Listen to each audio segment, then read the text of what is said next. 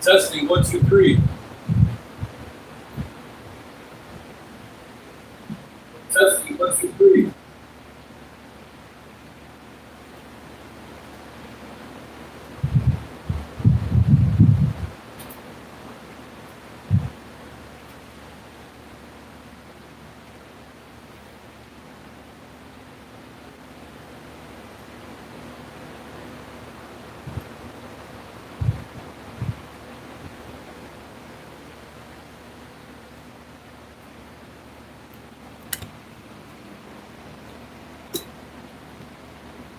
All right, what up, everyone? We chilling. We posted up. It's like 100 degrees over here in Los Angeles, California. It's 3:40. It's about 3:30 p.m. Pacific Standard Time. So it's not going to start cooling down until around 6:30 p.m. So I'm gonna post up for the next 3 hours, watching all the updated stuff from politicians from across the nation. We'll start off this YouTubeville watch party with press conference Carolyn Levitt did earlier today. See what's up with that. But yeah, I got my AC blasting. Let's see, we got this fan going. We got this fan going. We got the AC going. We got Carlo the Husky kicking it. What's up, Carlo? He's all bummed out right now because it's too hot outside. He actually stepped outside for a second and then he stepped right back in. He's like, "Oh man, I ain't going nowhere." So yeah, we posted up in the office. Carlos compound over here. It's the homie Carlos compound. All right. Anyways, hope you guys are all having a good Thursday out there wherever you're at. You're staying cool. Thanks for anyone that's tapping in, sharing your opinions. We've been hanging out and watching, all this stuff that's happened as of today. I'm gonna turn off some of these fans so there's not so much harmonics. But yeah, I just got off work not too long ago. But I even got some snacks from 7-Eleven. We got some Ritz peanut butter crackers. Got some Planters peanuts. Some cigarettes. And these Mexican candies are fire. What's up, Carlo? We got some medicinals. Let's see. That's the good stuff right here. Alright, we posted. Got a couple bongs. Alright. Here we go, guys. This is gonna be Caroline Levitt. See what she has to say.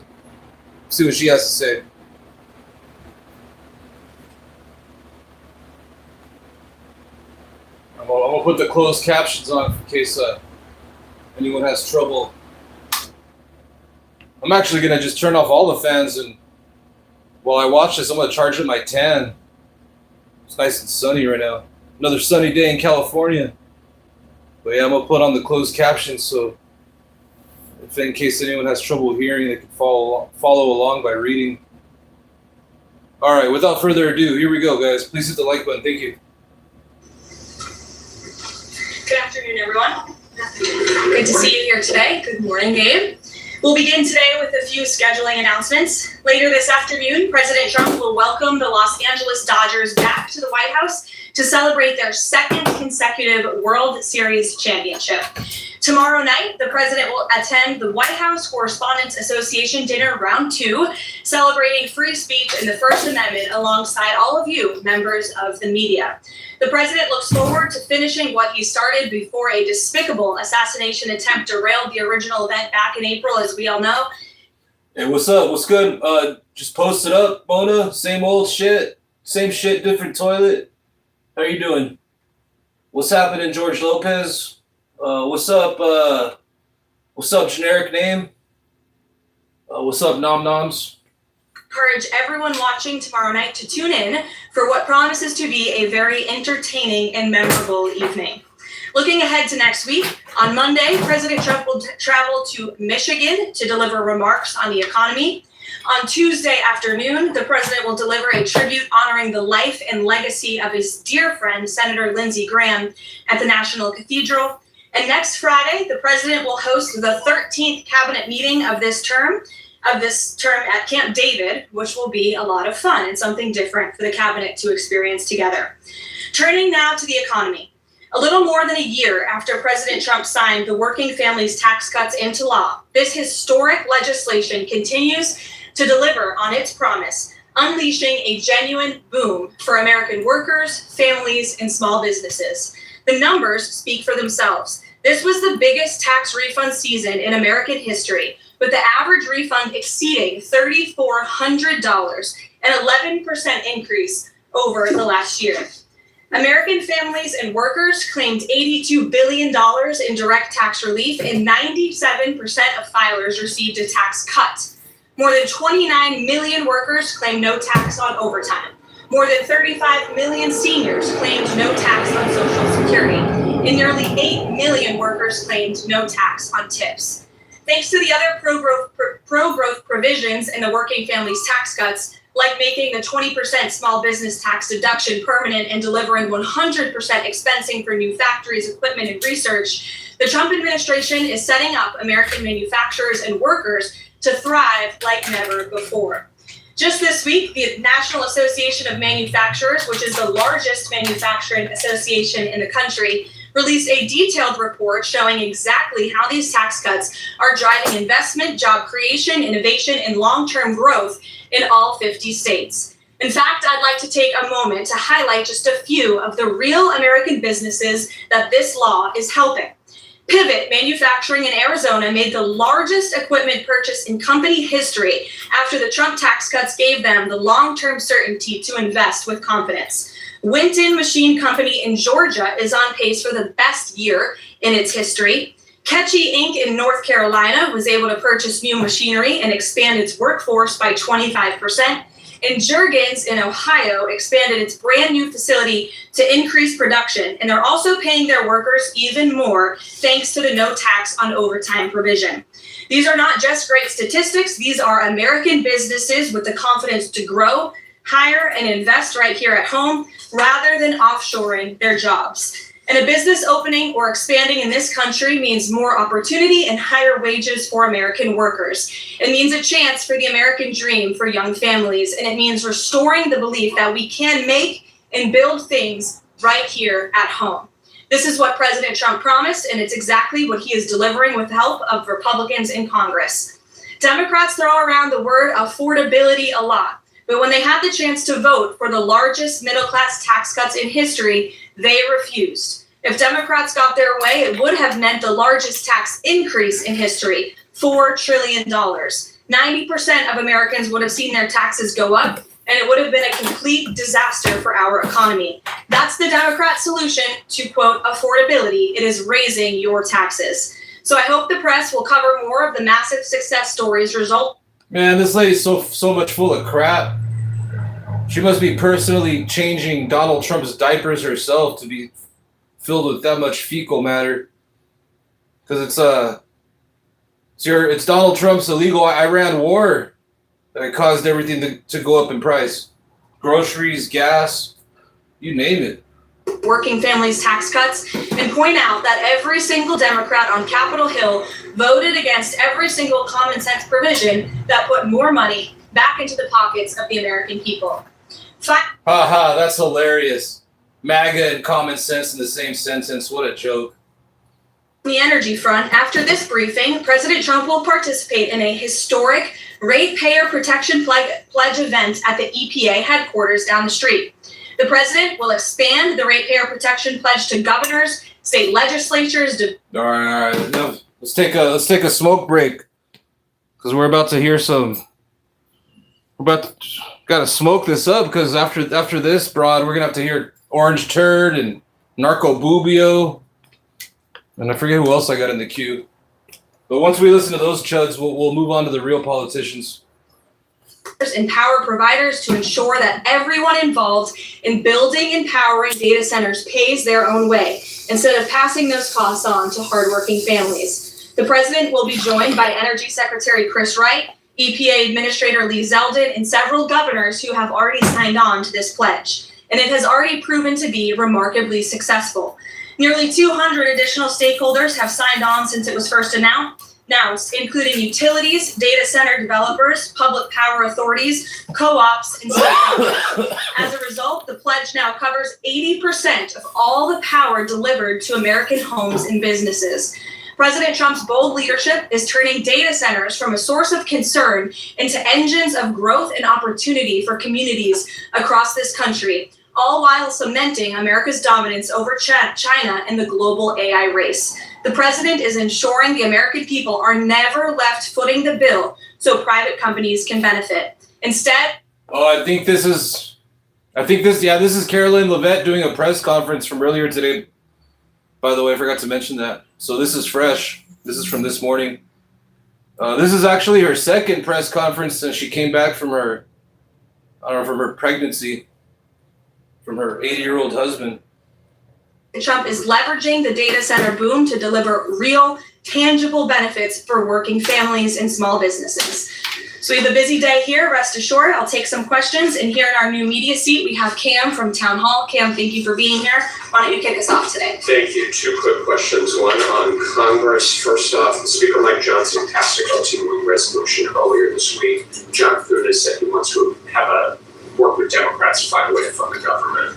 What is the White House's stance on the best way to keep the government funded? Well, the White House's stance is that the government needs to be funded. This president and Republicans on Capitol Hill from both chambers, as you just mentioned, the House and the Senate Republicans want to keep the government open. We want to work together to find ways to do that. And the White House will continue to have discussions with Senate leadership on the best path forward. I don't want to get ahead of those conversations, but the most important thing for the American people to know is that this president and this White House wants the government to remain open, unlike the Democrats in this town who have been acting as obstructionists. We've seen time and time again, they have chosen to block this administration, to block Republicans in Congress from keeping our government open, which does not help anyone, and it especially hurts the American people who depend on our government remaining open so they can access the critical services that our government provides to so many Americans across the country. So these conversations are continuing, but I think I just made the president's position quite clear. Thank you. And then on the Saudi Arabian nuclear deal, what steps is the U.S. taking to get Saudi Arabia to sign the Abraham Accords? Sure. Well, the president himself has spoken on this many times. His Truth Social post this morning, and I will read it for those at home who missed it. The civil nuclear deal, there will be no enrichment of material, an important point being made between the Department of Energy and Saudi Arabia, which pertains only to non-military use. Will be approved, but is totally subject to Saudi Arabia joining the very respected and successful Abraham Accords. The United States is not opposed to civil nuclear facilities, as we all know.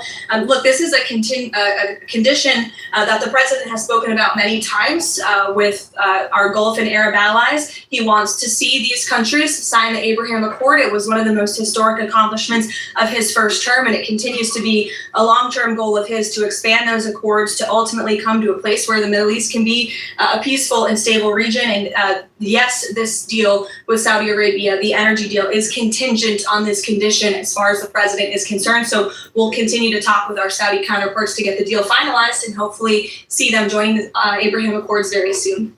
Thank you. Gabe. Caroline, thank you. With regards to the Saudi nuclear deal, why was that condition not mentioned yesterday when the energy secretary announced it? Well, look, the president is always the final deal maker, as you know, and this is something that he has mentioned on numerous occasions going back. I can provide you with those statements, and he has said if they don't join the Abraham Accords, the deal is off. So we'll continue to have those conversations with our Saudi counterparts moving forward. So the deal is dead if Saudi Arabia doesn't join. And have you any indication that Saudi Arabia is even considering this? Again, the president has spoken directly with the Saudis about this in numerous conversations in the past, and the administration will continue to engage in those conversations. Alexandra. Be exempt from international inspections as part of this deal as it moves forward? I don't want to comment on the specifics of the deal as we're still, again, as I just said, talking especially about this very important condition that the president raised this morning. Alexandra. Good to see you. You too. So Treasury Secretary Bessent voiced concern this week on China potentially distilling or stealing AI technology from the United States, kind of manipulating it as their own. Anthropic said that the largest distillery attack happened last month. Do you think this will come up when the president meets with President Xi in September?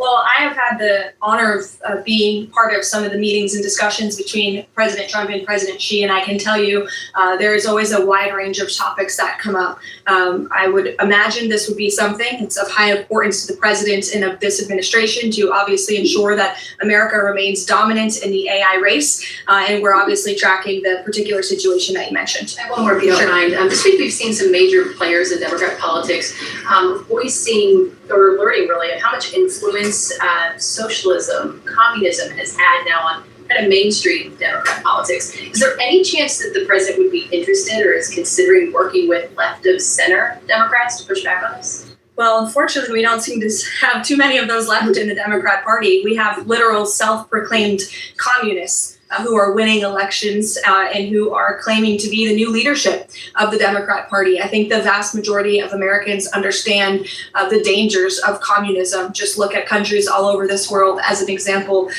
Cuba right now is a country that is about to be a failed state because of the communist policies of the past several decades. Communism should never be allowed to lead this country, and the president obviously is strictly opposed to it and all the dangers that it reaps. We've seen it happen across the world.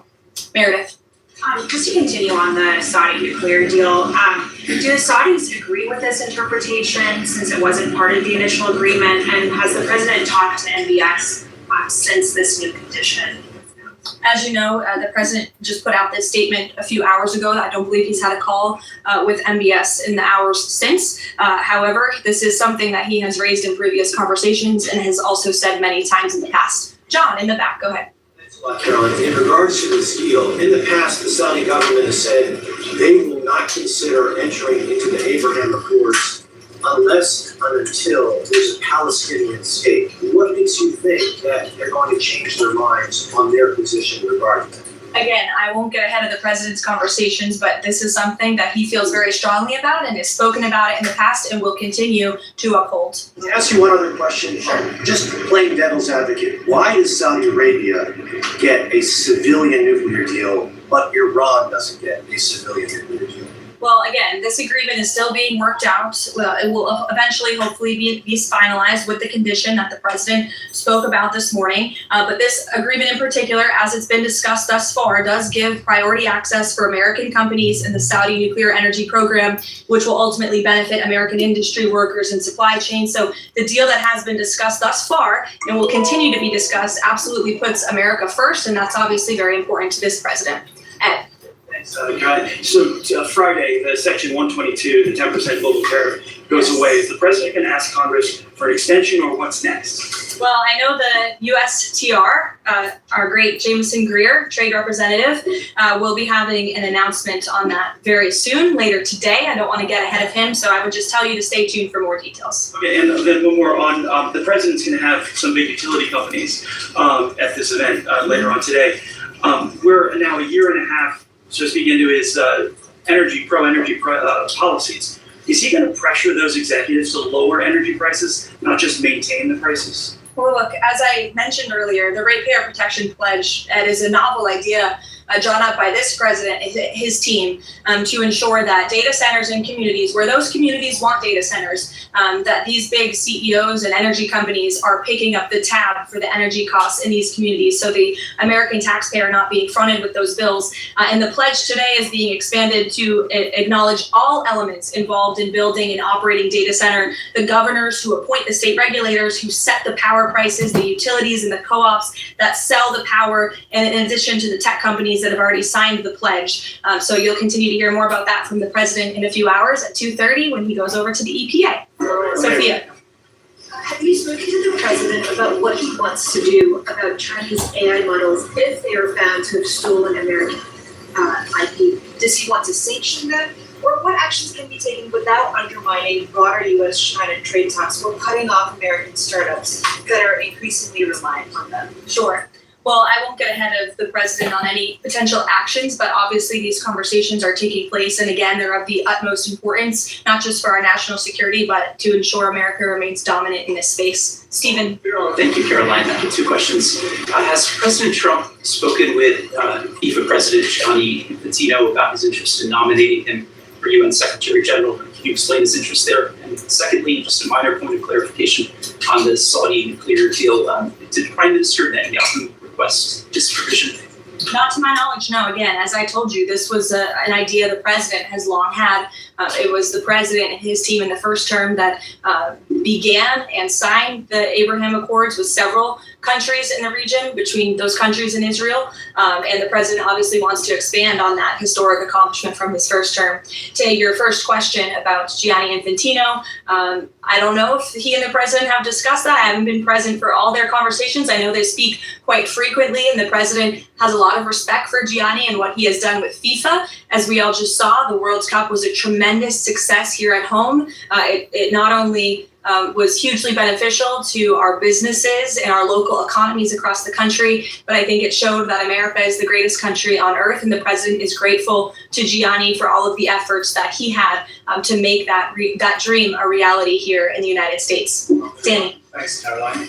Is President Trump or the administration, do they have any plans to intervene in the extradition process for the Tate brothers? No, we've already answered that question. Elizabeth. Thank you, Caroline. Secretary Warren said that election officials that knowingly allowed non-citizens to vote could be prosecuted. Hey, yo, what up, everyone? What up, Aloha Kitty?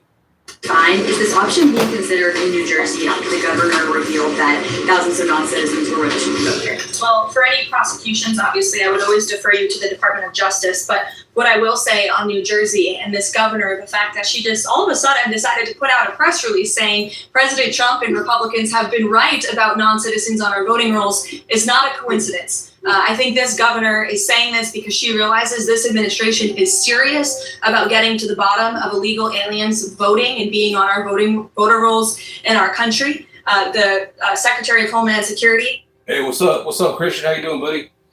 Sent a letter to several states, including New Jersey, requesting that non-citizens that are on their voter rolls need to be reported to DHS and need to be removed from those voter rolls. So that's why all of a sudden she is speaking truth about the fact that this does take place in states across the country. It is completely unacceptable to have non-citizens on American voter rolls voting in U.S. elections. And she says it's 6,600. We suspect it's a heck of a lot more, not just in New Jersey, but in states across the country. The president is hell-bent on getting to the bottom of this. And it's also why we need to pass the Save America Act to ensure that only U.S. Why isn't the president?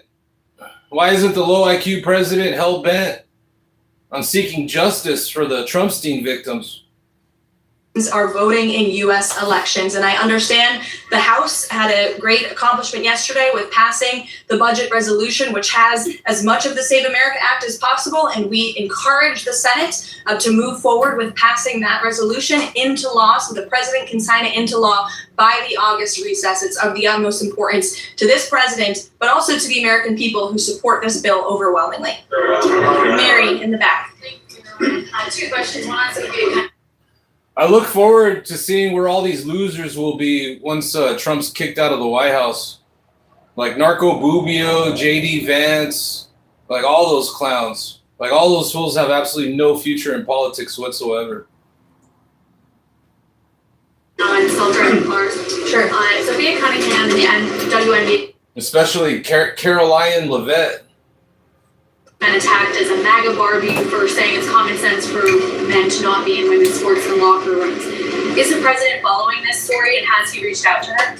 I don't believe he has reached out to her. I know he is following the story. As you know, this is something the president feels strongly about as well, and the American people do too. And that men should not be playing in women's sports. It's completely ludicrous that anyone could support that. It's even more ludicrous that you do have Sophia Cunningham, a female athlete herself, very accomplished in her own right, coming forth and speaking that truth that men shouldn't play in women's sports. We want to protect women and girls, and the backlash she is receiving from Democrats and left-wing figures across the country is astonishing. They are clearly very out of touch with the American public on this issue, which again is an 80-20 issue. It's common sense. It's rooted in basic biological fact that men should not be competing against women on playing fields across the country. Sure. Self-driving cars. There's legislation right now to ban China's self-driving car technology from U.S. roads. Does the White House have a position on this? And broadly, how does the president feel about self-driving cars himself? Well, you know, the president did have a red Tesla here at the White House for quite some time, so he's a supporter of them. I know he's purchased some self-driving cars for his family members, his grandchildren, so I think he supports them and Americans who want to drive them. But with that said, I don't know about the specific legislation. I will check in with our Legislative Affairs Office and we'll get you a statement on that. Reagan. One question for you on food and then one on Darlene Graham. The president seemed yesterday frustrated with Leader Food when he was speaking in Georgia. Is his patience running out with Leader Food? And then the president recently endorsed Darlene Graham right after her appointment to Senate. What caused him to endorse her so quickly? The president met with Darlene and thought she will be a great representative for the great people of South Carolina and will carry on her brother's legacy of public service in that beautiful state. So the president is fully supportive of Darlene in her honorable decision to run and again to continue her brother's legacy. With respect to your first question on, remind me? Leader Food and his Yes. patience is running out. Look, the president spoke about this directly yesterday. His patience is running out. He wants to see as much of the Save America passed as possible by the August recess. He knows that's what the American people want to see passed. He was just traveling on the road yesterday, spoke about this, and there was a very loud applause from the people in the audience, the everyday Americans, because voter ID is common sense. They want proof of citizenship in our elections, and the president feels very strongly about that. And I would just add, you know, the American people elected overwhelmingly Republicans to lead not just this White House, but also the House and the Senate. The House did its job. The Senate needs to do its job too. I know it's a brief briefing today, but you're going to hear from the president directly twice today at 2:30 and also at 4:30. And we will see you all tomorrow night at the Correspondents' Dinner. Thanks, guys. Oh man, that was nothing but lies right there, guys. All right, let's move on from those lies to some more lies. So next up is a Donald Trump press conference he did earlier today. Let's go tap into that and do a live reaction to it so we can all comment on it. So feel free to share your opinions, hit the like button. Thank you. All right, so this is a press conference Donald Trump did earlier today. Let's see, where the hell is it?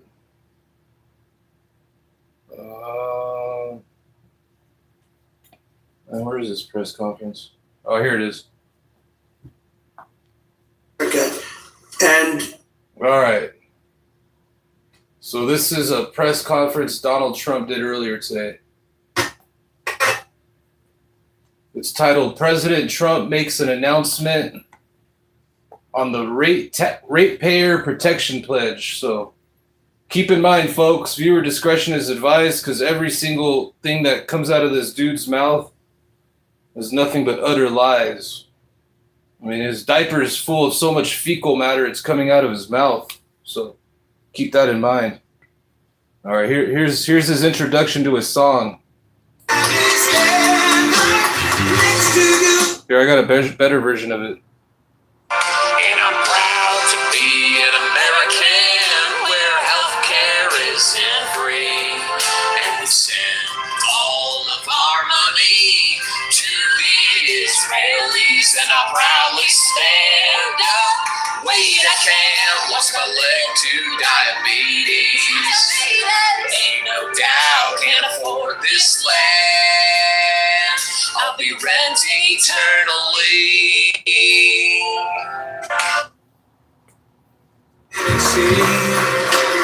Detroit down to Houston, and New York to LA. And I'm proud to be an American where healthcare isn't free. And we send all of our money to the Israelis, and I proudly stand up. Wait, I can't, lost my leg to diabetes. Ain't no doubt, can't afford this land.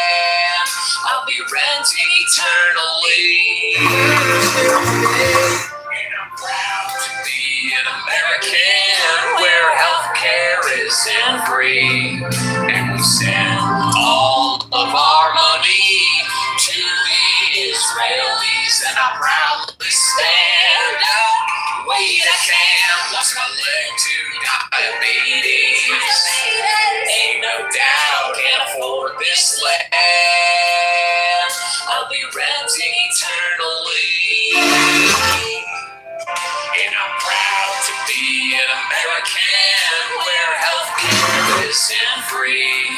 And we send all of our money to the Israelis, and I proudly stand up. Wait a minute, lost my leg to diabetes. I heard about this group and they said, could you come over and run over and say a few things? And I said, absolutely, I will. And they gave me the lowest seat I've ever sat in. You know, they said that, they do that on purpose. I don't think it was Chris that did it, I'm just trying to compare. Chris wouldn't do that, but it happens. It's really an honor to be with you, tremendous people, and it's a really important subject, so I wanted to be here. I'll say a few words and then I'll head out and you'll handle it, and it's something you're very familiar with.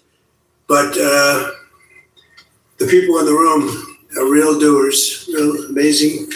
It's an amazing group. We're here today to continue the incredible progress we're making in communities nationwide to ensure that as new data centers go up, and they're going up all over, electricity bills for American families will actually come down. You know, you're going to be building your own data centers and you're going to building your own electric plants. You're essentially becoming a utility like Con Edison in New York, but maybe at a level that nobody's ever seen before, because we've seen some of the plants that they're building are absolutely incredible. They're absolutely incredible. They're electric plants, electric manufacturing plants. It's hard to believe, but you need double the electricity that we have right now, maybe even more than that, to really fulfill what you want to do. We're leading China by a lot. And using our old grid would not have worked. And I came up with the idea that, you know, build your own plant. This way nobody can complain. You will call me and say what a terrible job I'm doing because we have a 200-year-old grid that's not the best in the world. You look at some places, you take a look at California, you have brownouts and blackouts every weekend. The last thing they're going to be able to do is supply electric at numbers. Nobody's ever explained to me why it's so much electricity, why you need so much, nor did I care that much, to be honest with you. All I know is you need more than double what we produce right now. Think of it. So we produce tremendous amounts of electricity for every business, and this industry needs more than double that amount. So we're letting you build your own with the Trump administration's ratepayer protection plan.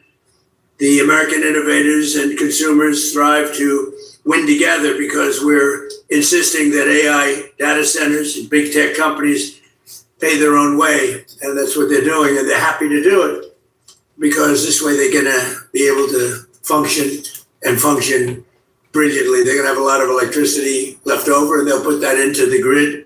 So we'll actually end up with more electricity. The rates are going to go down. As president, I've always said that America's goal must be to dominate the future. And that includes being the number one superpower in artificial intelligence, so important. And this is, I think, bigger than frankly, I think it's bigger than the internet. It's bigger than anything anyone's seen thus far. Maybe someday there'll be something bigger than this, probably will. But I think up until this point, AI is probably the biggest thing anybody's ever seen. And whoever wins that race is probably going to win, period. And again, we're leading China and we want to keep it that way. President Xi's. Yeah, I was watching a German in Venice video earlier, and I'm here in Los Angeles, but I haven't gone to Venice Beach in a minute. But there's like this robot, like this AI robot that cruises around. You can like talk to it and interact with it. I don't know. I feel that shit's kind of weird, man. I ain't trying to have a conversation with a robot. Over on September 24th, and we talked about it when I was over in Beijing. And we'll be talking about it again. But he was very impressed with the job we've done because ordinarily, they don't have any problem with electric. They build a lot of electric. They don't do environmental impact statements. They just say, you want electric? We'll build it. They don't use too many windmills. They make the windmills, but they don't use them.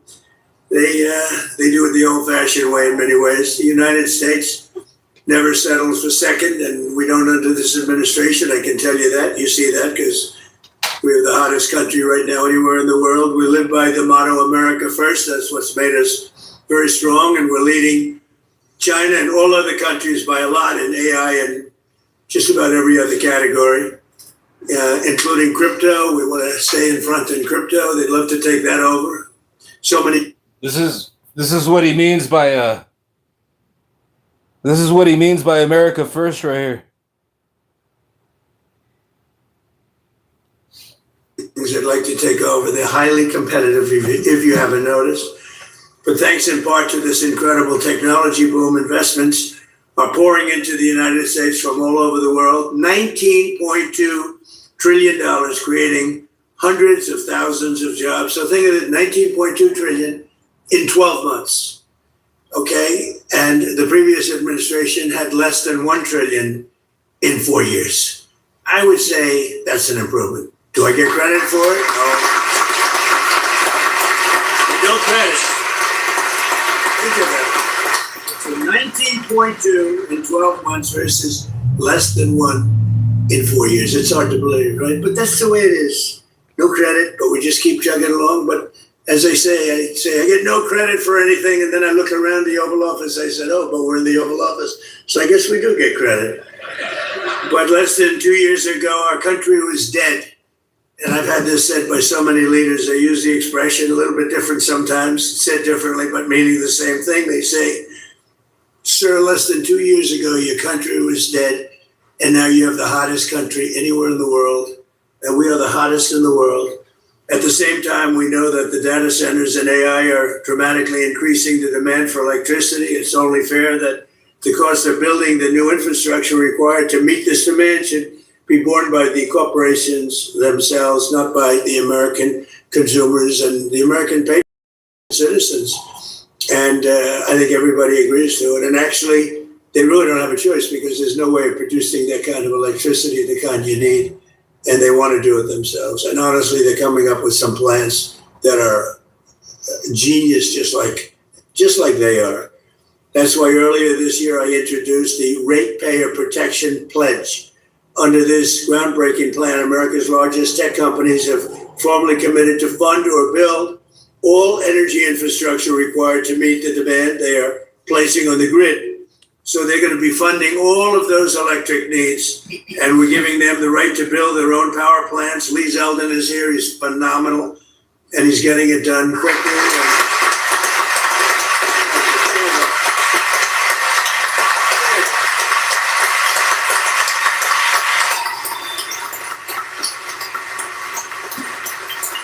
He is phenomenal. He's incredible. He's an MVP candidate, I will tell you.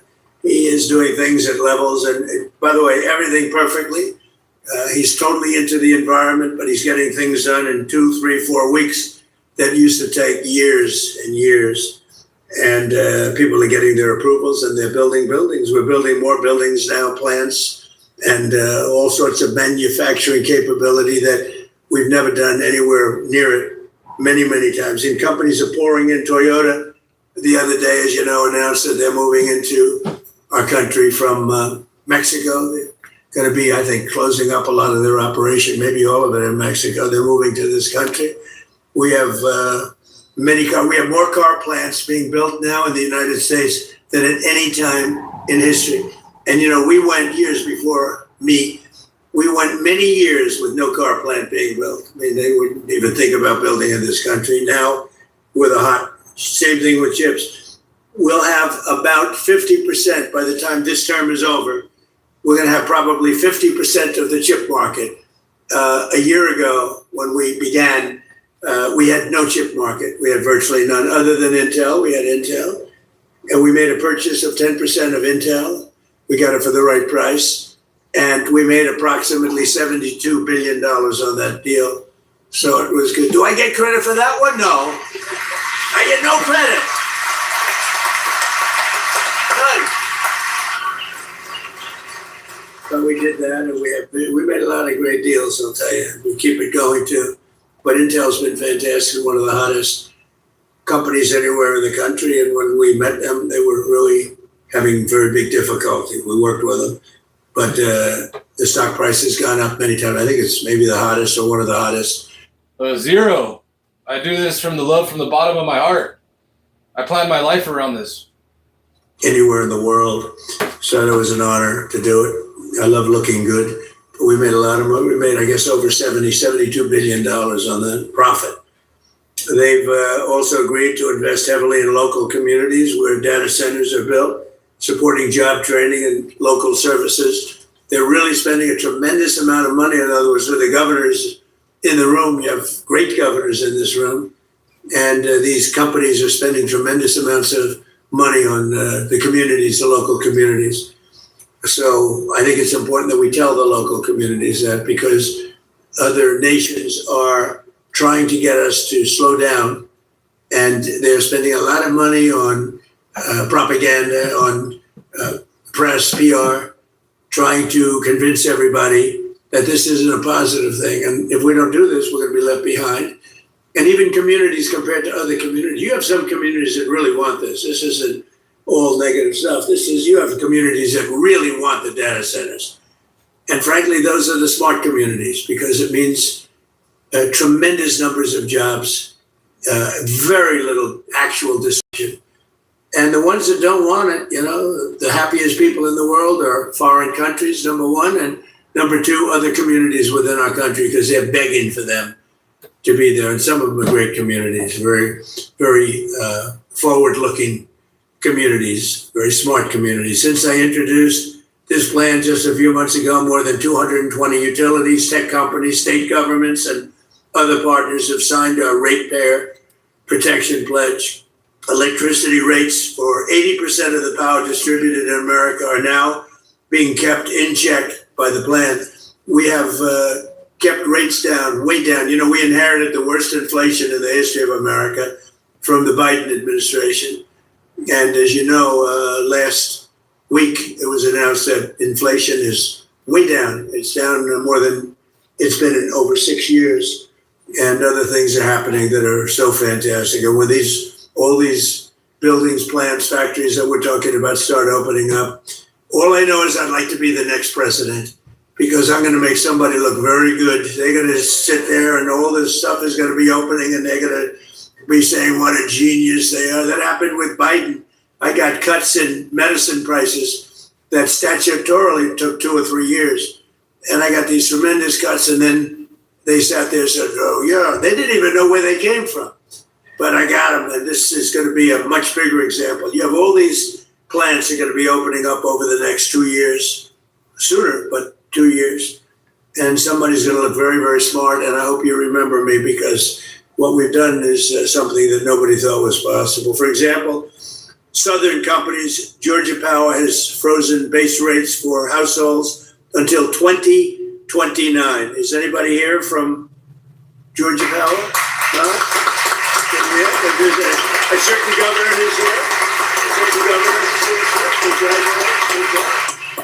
That's a great job. I've heard about it. Congratulations to both, and it's fantastic. And Georgia, the revenue from Google's data center construction is allowing them to eliminate property taxes entirely.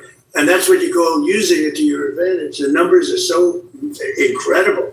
Nobody's ever seen. All my life, the biggest building in the whole world was the Pentagon. And you can fit 25 Pentagons into some of these buildings, 25. And if you happen to be a community, there's very little disruption. They're just large. They go on for miles. And frankly, if you like certain types of things, they're incredible to look at, to see that we could do something like this. But they also throw off tremendous amounts of money for the community. And when you look at Georgia and you look at the revenue, think of that, revenue from Google's data center construction, allowing them to eliminate all property taxes. Did you know that, Brian? That's not bad, right? So thank you very much. Great job. That's a great job. And you probably had some negative stuff, a little heat. Oh, we don't want a data center. Usually those are the people that actually want them. And they'd like you not to build them. Because you know what? If it doesn't go to you, and if it doesn't go to Georgia, as an example, it's going to go someplace else. And those people are very happy to get them too, the smart people. American Electric Power now projects that their customers will enjoy as much as $16 billion in cost offsets for consumers thanks to their data center contracts. $16 billion. So think of that, that's cost offsets. In Iowa, Alliant Energy, data center deals, where are you, Alliant? Alliant, where are you? Are you here? Thank you. Data center deals are allowing them to freeze electric rates for consumers for at least 5 years. So your rates are going to stay the same or lower.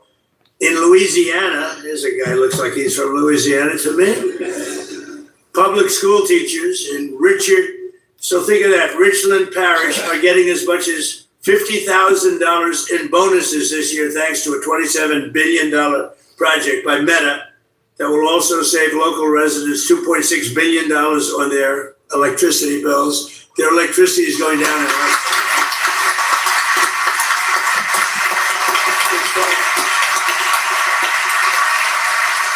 That's big stuff, Mr. Governor, right? You didn't have any doubt about it. Here's a governor doing a great job.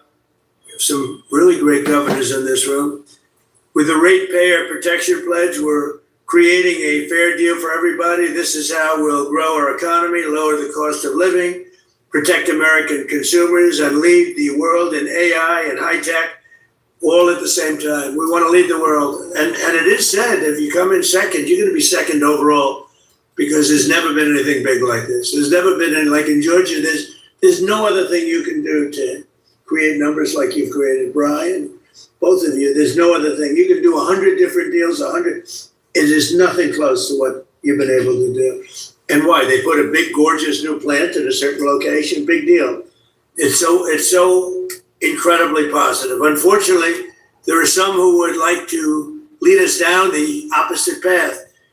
And I call them the radical left communists. They call them socialists, but these people are communists, actually more, I think it's a much more accurate term. Want to shut down all new development, kill our most successful industries, destroy hundreds of thousands of jobs, and surrender the AI race to China. And China, look, I'm not blaming them. I have a lot of respect for them. I have a lot of respect for President Xi, but they represent China. We represent the United States of America. And they lobby against these things, and they spend money on it, and they want communities to reject them as much as possible because they'd like to be leading the race, but we're leading the race. And unless we're very foolish and frankly very stupid, we'll continue to lead the race. We have a nice lead. A lot of people didn't expect that was possible. Perhaps even worse, the radical left's plans would not lower your electricity bills, but they would actually increase them very substantially because you wouldn't have all of this money pouring in.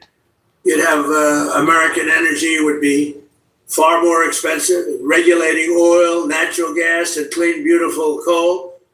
It would be the end of all of it. The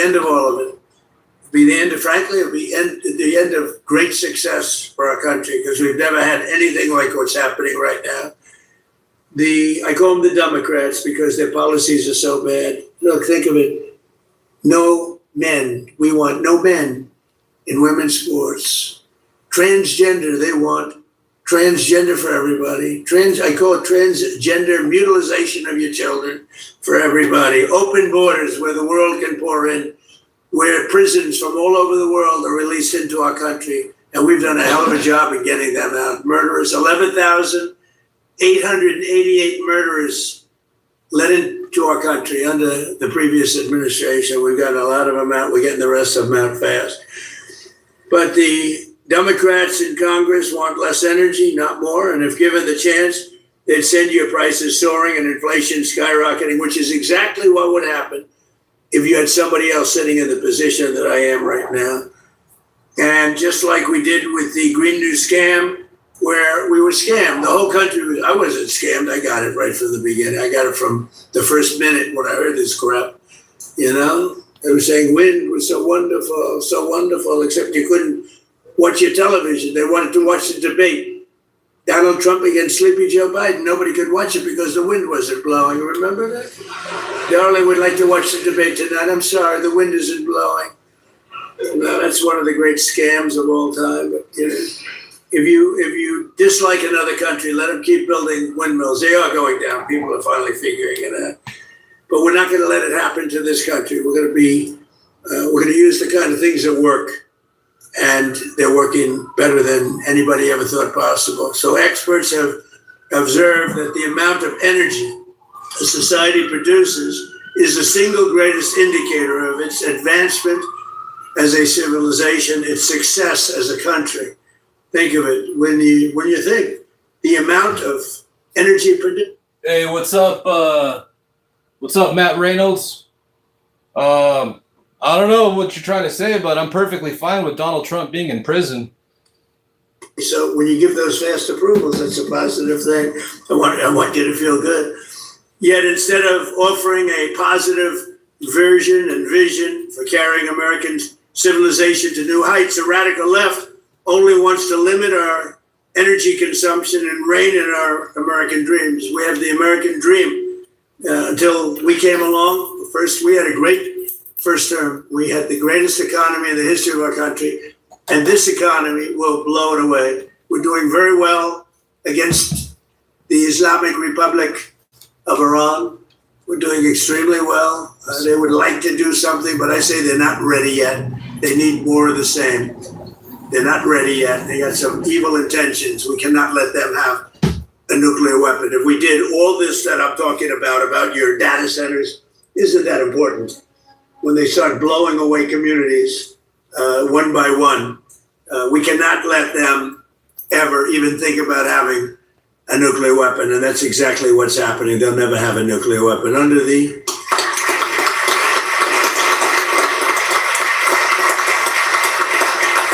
And by the way, this should have been done by other. They've been saying 47 years now for about 3 years, but this should have been done for 50 years by other American presidents or other countries. Didn't have to be us, but it seems to. If we don't do it, nobody else is. But I will, and nobody else has the capability to do it either. We built, in my first term, the greatest military anywhere in the world. And we're using it a little more than I thought, but that's all right. We had Venezuela, that Chris is doing a fantastic job, and we paid for the cost of that war many times over. We're taking millions and millions of barrels of oil, and it's going to Houston and Louisiana. You know that. You see those ships lined up. And again, we paid for that many, many times over, and we have a great relationship with Venezuela. And the people are happy in Venezuela right now. They can't believe what's happened. We have the biggest companies, the biggest oil companies in the world going in and doing business like nobody ever thought possible. And we're taking some, we should, and they're taking some. And, you know, it's very interesting that they're making more money. Chris was showing me some numbers. They're making more money, Venezuela now, than they've ever made before. And we're making a lot too. And I think we're entitled to that. So it was really something. We took it was a one-day war. It took one day. People said, oh, we're going to be tied up there forever. And here, you know, we were in Vietnam for 20 years, lost thousands and hundreds of thousands of lives, but thousands and thousands of lives. We were in Afghanistan for years. We were in all these wars that you heard about for years and years. We were, you know, I called them never-ending wars. Well, we're in for 4 months, and I had a very sad day yesterday. I went to Dover, 4 great American patriots killed. That's 18 in 2 wars, and 1 is too many, but it's 18, whereas in Vietnam we lost 200,000, we lost thousands and thousands in Afghanistan, we lost thousands in every war, the Korean War, thousands, and these wars all lasted for years, and we want to get it over with, and we want to do it right, but we have to do what we came to do, and that's we can't let these people, very violent people, we can't let them have what they want, which is nuclear weapons. Came from all of this success, came from innovation and ambition and drive. In this country, we build the future fearlessly and confidently so that America always will be strong, prosperous, and dominant. And the other thing we're going to add to that, we want to be free, and we're going to continue to be free as long as we're smart. And we can't be hoodwinked. We can't be taken advantage of by people that say you're going to have a free home, you're going to get free rent, everything's going to be free. What they don't say is a year later, everything is going to end up in squalor, destruction, and death, and also death for our country. So we have to stop the threat of the communist rhetoric that you're hearing right now, because these people They don't act. I'm very happy a poll came out. It said they're highly educated, but doing very poorly. In other words, they're losers. They went to school, they got a good education, now they don't know what they're doing. So what they do is they complain about people like yourselves that have done so well. But we can't let the communist ideology we don't want to even think about it for this country. It would be terrible. So we're joined today by some of the people helping to do all of the things that I just talked about, putting the Ratepayer Protection Pledge into action. And here with us are Secretary of Energy Chris Wright, who's an outstanding person. Doug Burgum told me about Chris. I didn't know Chris. I wanted Doug to head up energy, and Doug said, no, there's one man that's better. Who? Chris Wright. I said, who the hell is that? Turned out to be this guy right over here. And he's turned out to be incredible, really incredible. He's running Venezuela. He's running a lot of, more than anybody has ever run before, I think we can say, Chris, right? He's doing a great job, so we appreciate it. Thank you.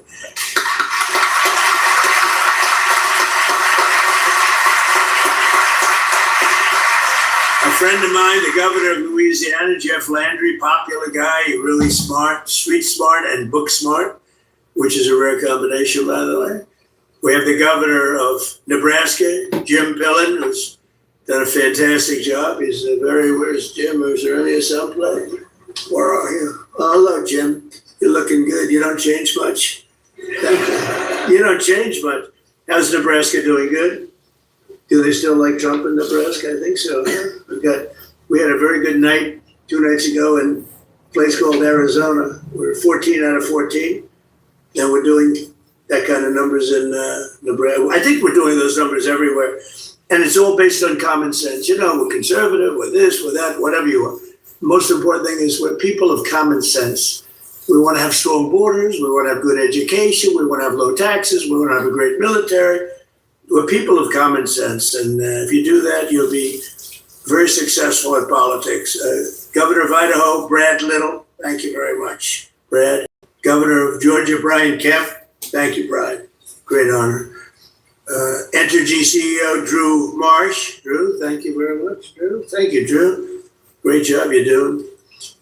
Southern Company CEO, Chris Womack.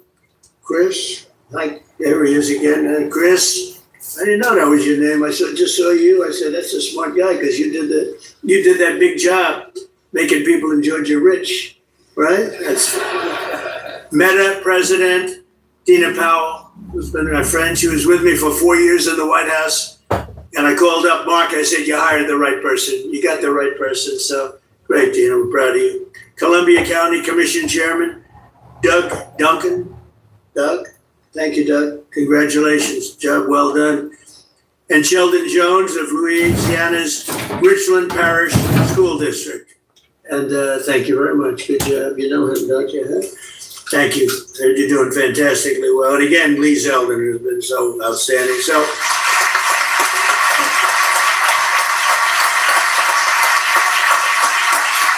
I want to I just want to leave you by saying that it's an honor to be here.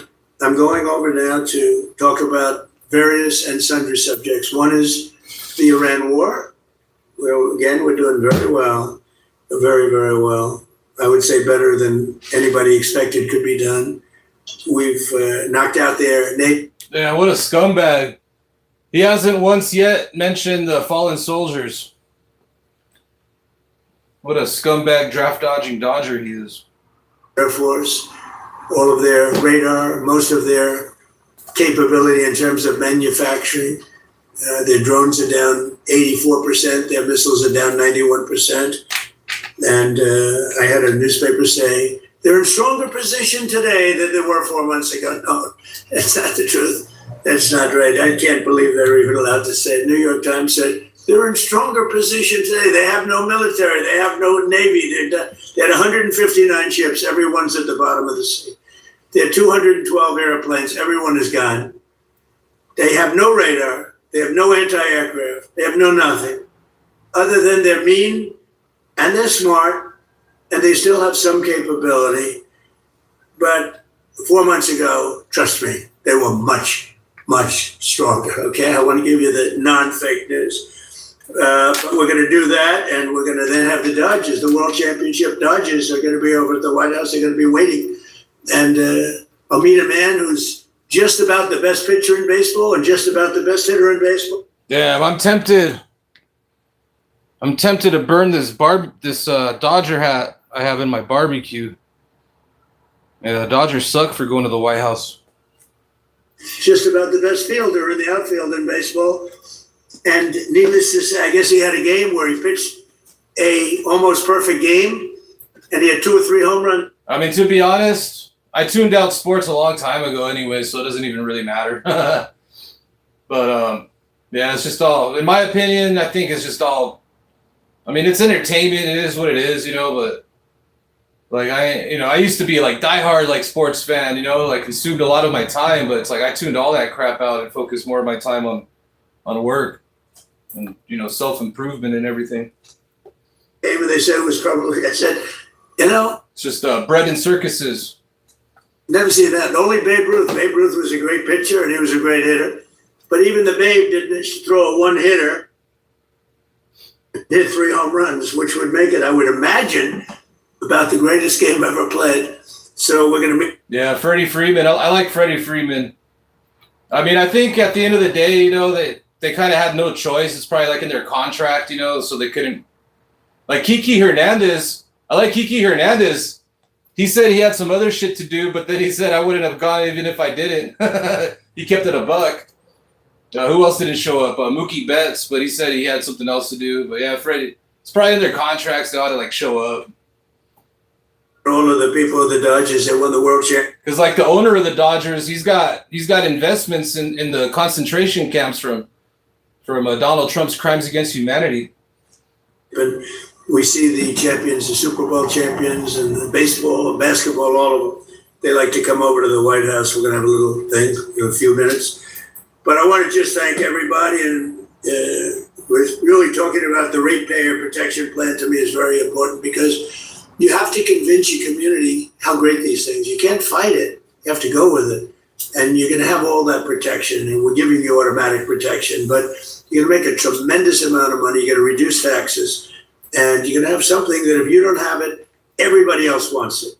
So these are the smartest people. Most of you in this room, we have a couple probably on the other side of things. They disagree, but I don't know how they can disagree. Your community and you. Hey, what's happening, Amber, Leslie? How you guys all doing? What's up? What's up, Allah Kitty?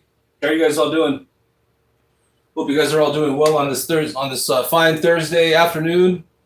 It's over here. It's still like 100 degrees, 4:30 p.m. Pacific Standard Time over here in beautiful sunny Los Angeles, California. So we'll be posted up for the next hour or two. This Donald Trump rant is almost over, so I was planning on playing like some other chuds, like MAGA Mike Grinder Johnson said some bullshit. So, but you know what? Let's just move on to the real politicians after this. So after this, we'll check out a speech from Capitol Hill that happened today. Going to become rich, and there's very little disruption. And again, if you don't take all that money, somebody else is going to take it. You might as well do it yourself. So it's an honor to be with you, and maybe I'll let Chris and Lee and the group and Jeff, and, Brian, everybody just take over, have a good free-for-all, and figure it out. And if you have any problems, I'll come right back and I'll straighten those problems out. Okay? Thank you. Great job.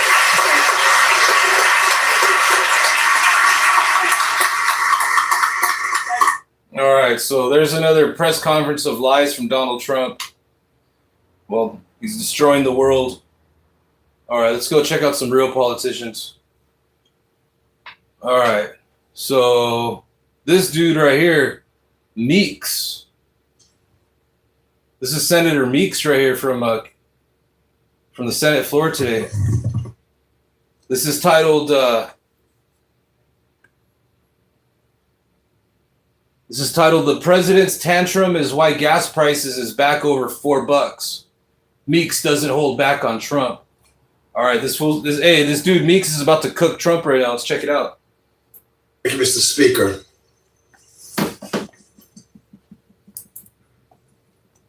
The hardest part of this job for me, for all the time that I've been in Congress, all all the bills that we have to vote on. But I put my hand up and swore that I would abide by, protect the Constitution of the United States of America. That Constitution also says that Congress determines when we send our women and men into war. I've had to vote on that several times previously in this Congress. It's a responsibility that is tough to make that determination when our men and women and presidents, based upon that Constitution, should come to this body and make their case. And then we have the awesome responsibility of making the determination of whether or not they should or should not. And that's been the toughest votes for me to have and me to make as a member of the United States Congress. Unfortunately, in this instance, we didn't have a voice. My heart goes out to the 18 members of the United States Armed Services who lost their lives. To them, their families, they're patriots. Just as Mr. Mass doing his service and Mr. Crow and Mr. Moulton, I thank them for their service. Because if this Congress says go to war, they put their lives on the line. I wish I had the opportunity to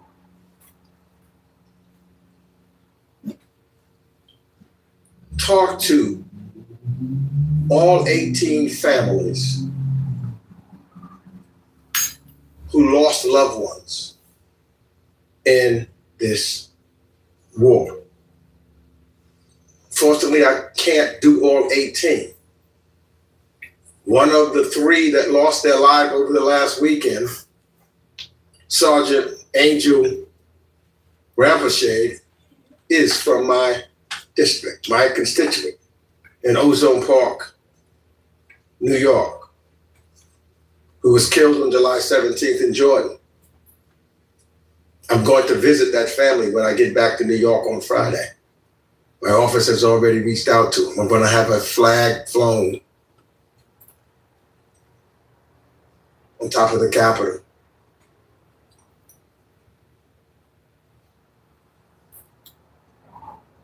Mr. Speaker, I rise today in strong support of Representative John Paul's Iran War Powers Resolution, because I believe that the president needs to come to us so that we can make that decision and that responsibility as the Constitution says. And let me be clear. This body has already spoken. The War Powers Resolution passed with bipartisan support in the House and in the Senate. The Trump administration was required to end its hostilities against Iran. It has not. A dual-chamber concurrent resolution has never been struck down by the courts, certainly not in the war powers context. Any claim otherwise is simply wrong. I will also be introducing legislation that would require the Speaker to bring suit against the administration to force it to abide by Congress's vote on the War Powers Resolution. But we are here today because the administration broke the law. 3 more U.S. service members have been made the ultimate sacrifice for an illegal, unauthorized war that the American people don't want. This administration has never sought an authorization for use of military force from Congress. And most Republicans in this chamber continue to enable it. As I've said before on this floor, this war has achieved none of our core objectives. And more bombing would not change the reality that's on the ground. With respect to Iran's nuclear program, its hardline regime, its closure of the Strait of Hormuz, or any of its malign practices, none of that has changed. Addressing those threats requires diplomacy, not more war. And diplomacy must be led by seasoned diplomats and non-proliferation experts, not real estate developers. We need our European allies, our Gulf partners, and yes, our adversaries back at the table. Because just bombing without strategy, Mr. Speaker, that's not a foreign policy. It's a tantrum. It's a tantrum by a president who cannot clean up the mess that he has made. Let us make no mistake. The president's tantrum is why gas prices is back over $4 a gallon. And it will keep climbing now that the Houthis have threatened their own blockade of the Red Sea. That tantrum is why American troops are under fire. It's why our munitions stockpiles are being drained. And it's why we are teetering on the edge of the forever war we warned this would be. So to my Republican colleagues, this war is indefensible. And deep down, many of them really know it. I say let's just simply uphold the oath that we took when we took this office. Uphold the Constitution of the United States. Stand with us and let's make clear once again that this president, he's not a king. He's not a dictator.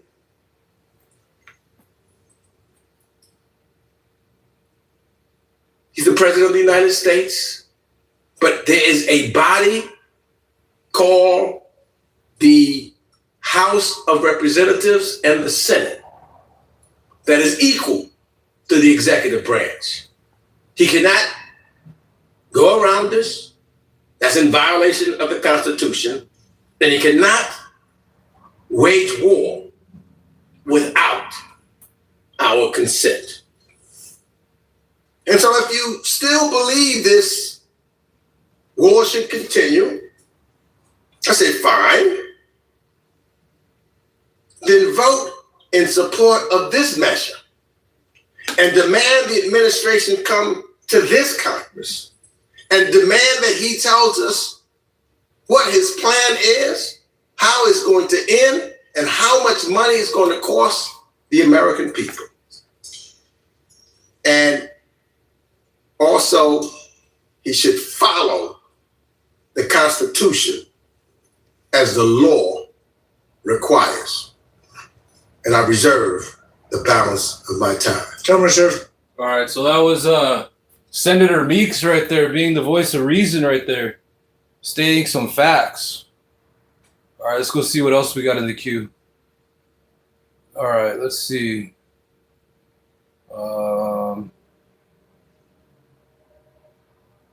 Let's see.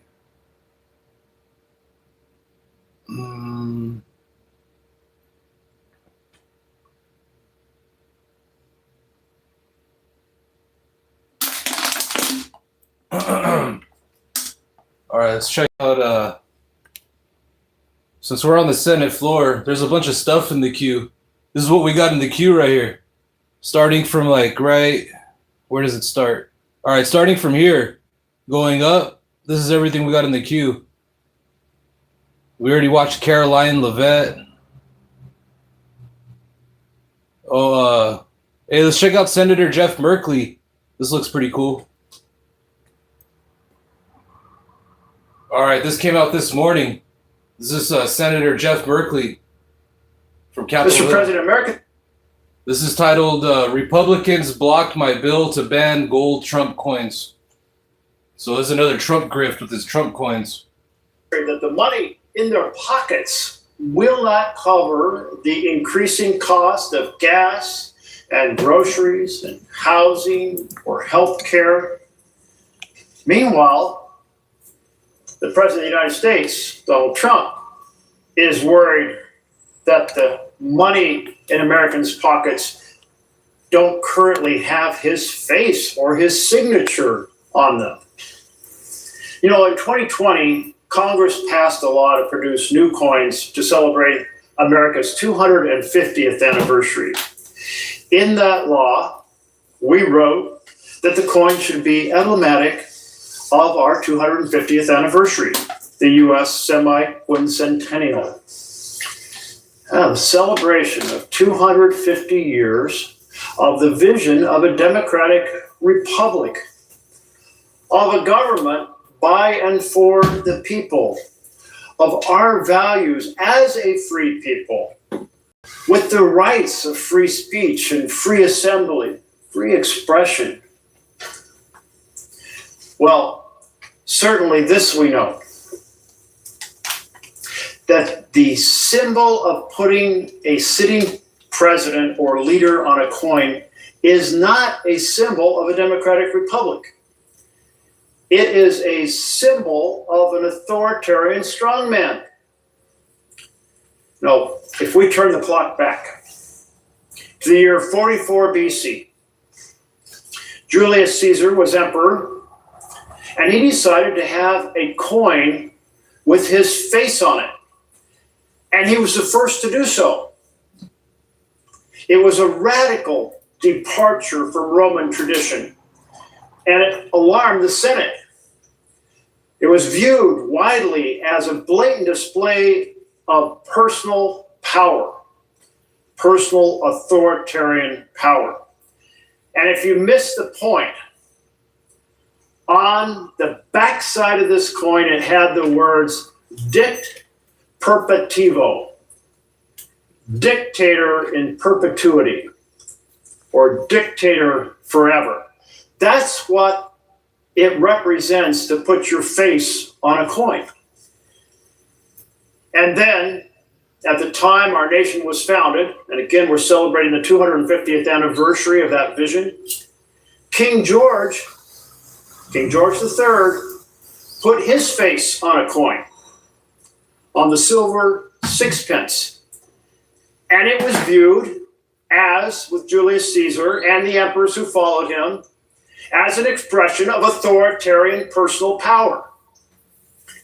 Does our Constitution provide for an authoritarian structure of government where power flows down from the king to the people? I think not. It flows up from the people through elections. And that's why putting your face on a coin just is absolutely wrong, and why it violates the very premise of the law that created permission to have this 250th anniversary coin.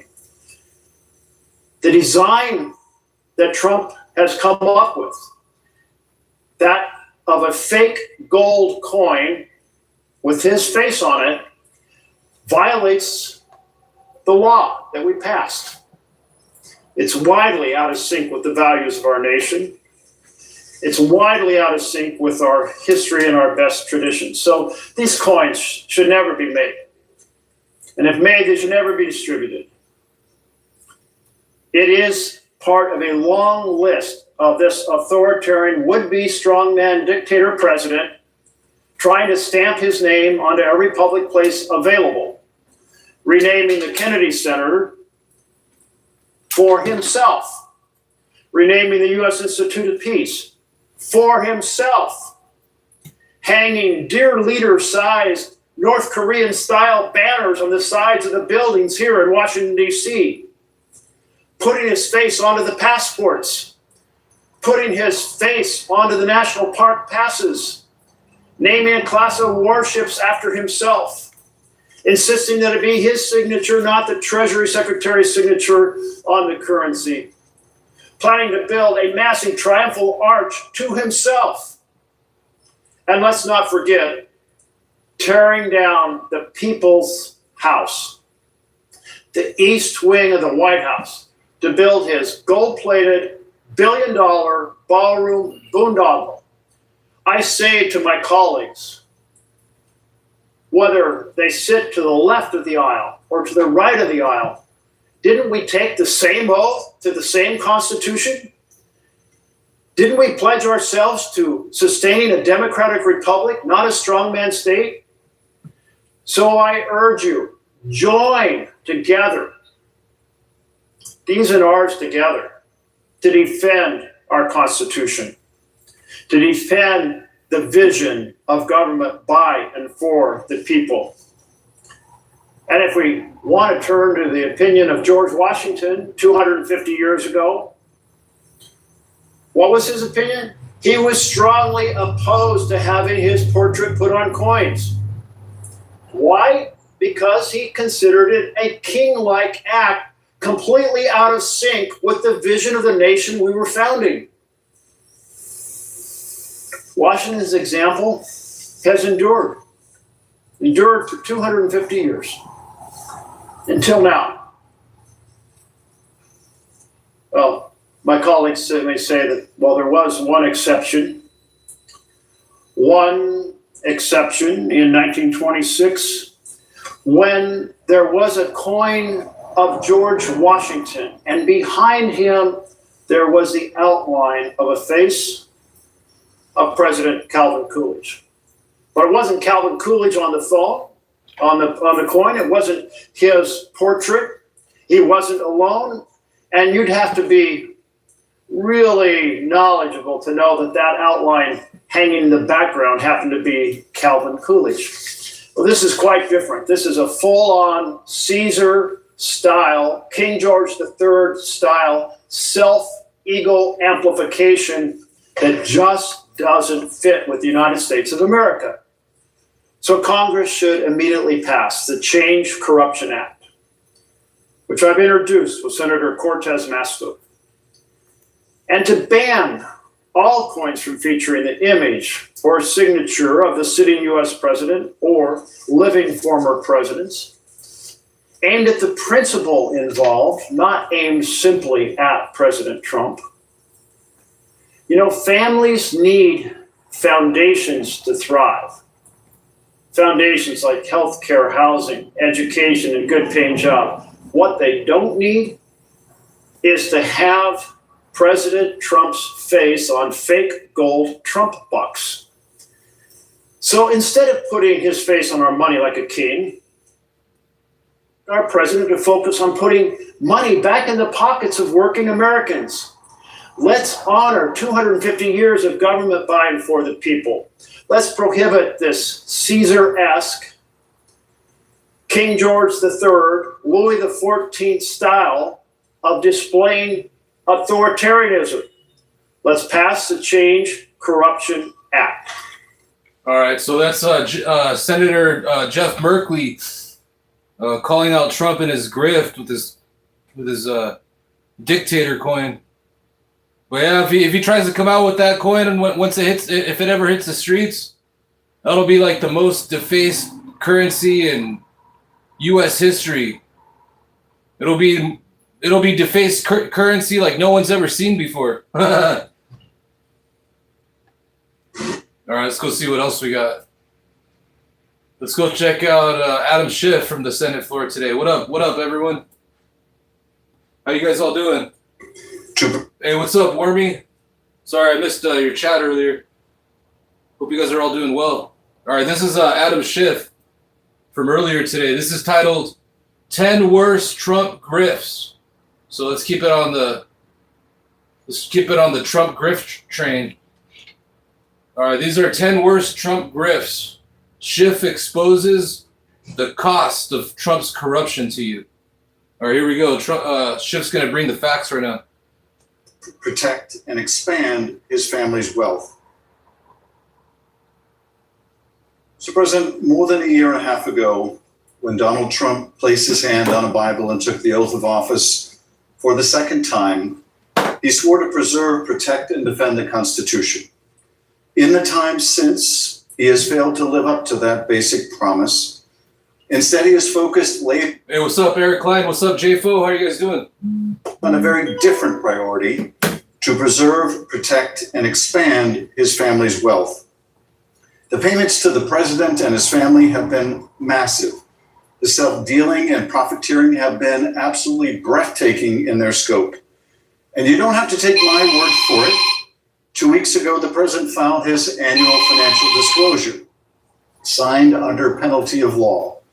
It shows more than $2.3 billion in income last year alone.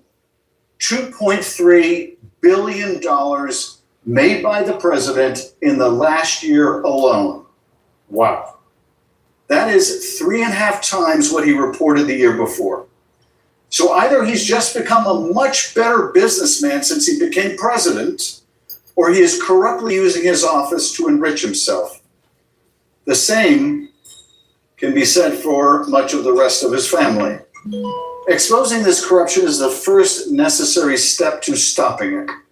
This is important in its own right. Public servants should not be enriching themselves at public expense. But it is even more crucial to root out corruption for another reason. And that is because the cost of corruption is an economy that does not meet the basic needs of the American people. An economy that does not produce housing that average families can afford, or a college education that young people can obtain without mortgaging their future, or quality health care that is accessible, or groceries that don't break the family budget.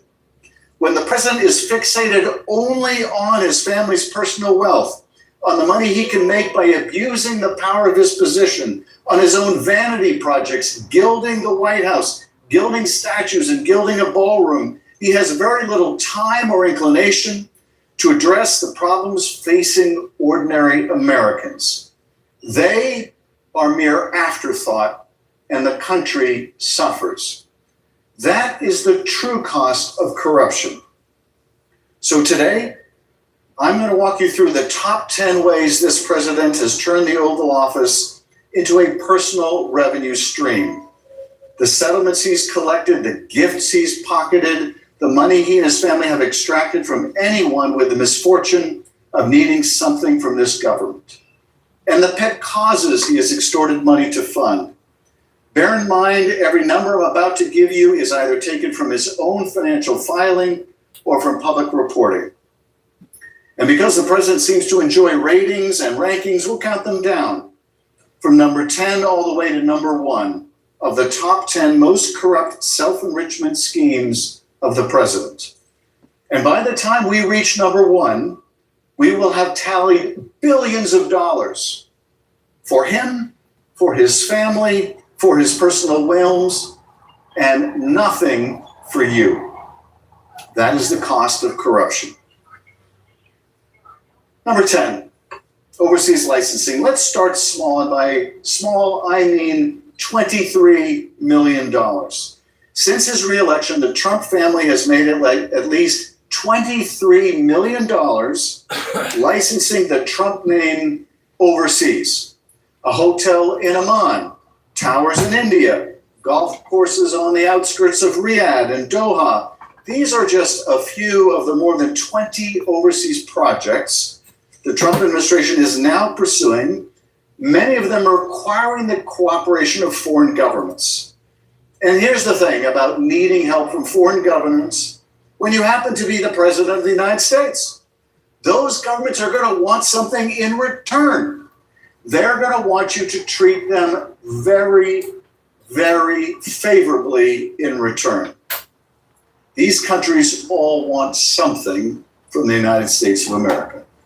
US military protection, US nuclear power plants, US technologies, US AI chips, you name it, they want something from this country. And these countries are not investing in the Trump family projects out of the goodness of their hearts.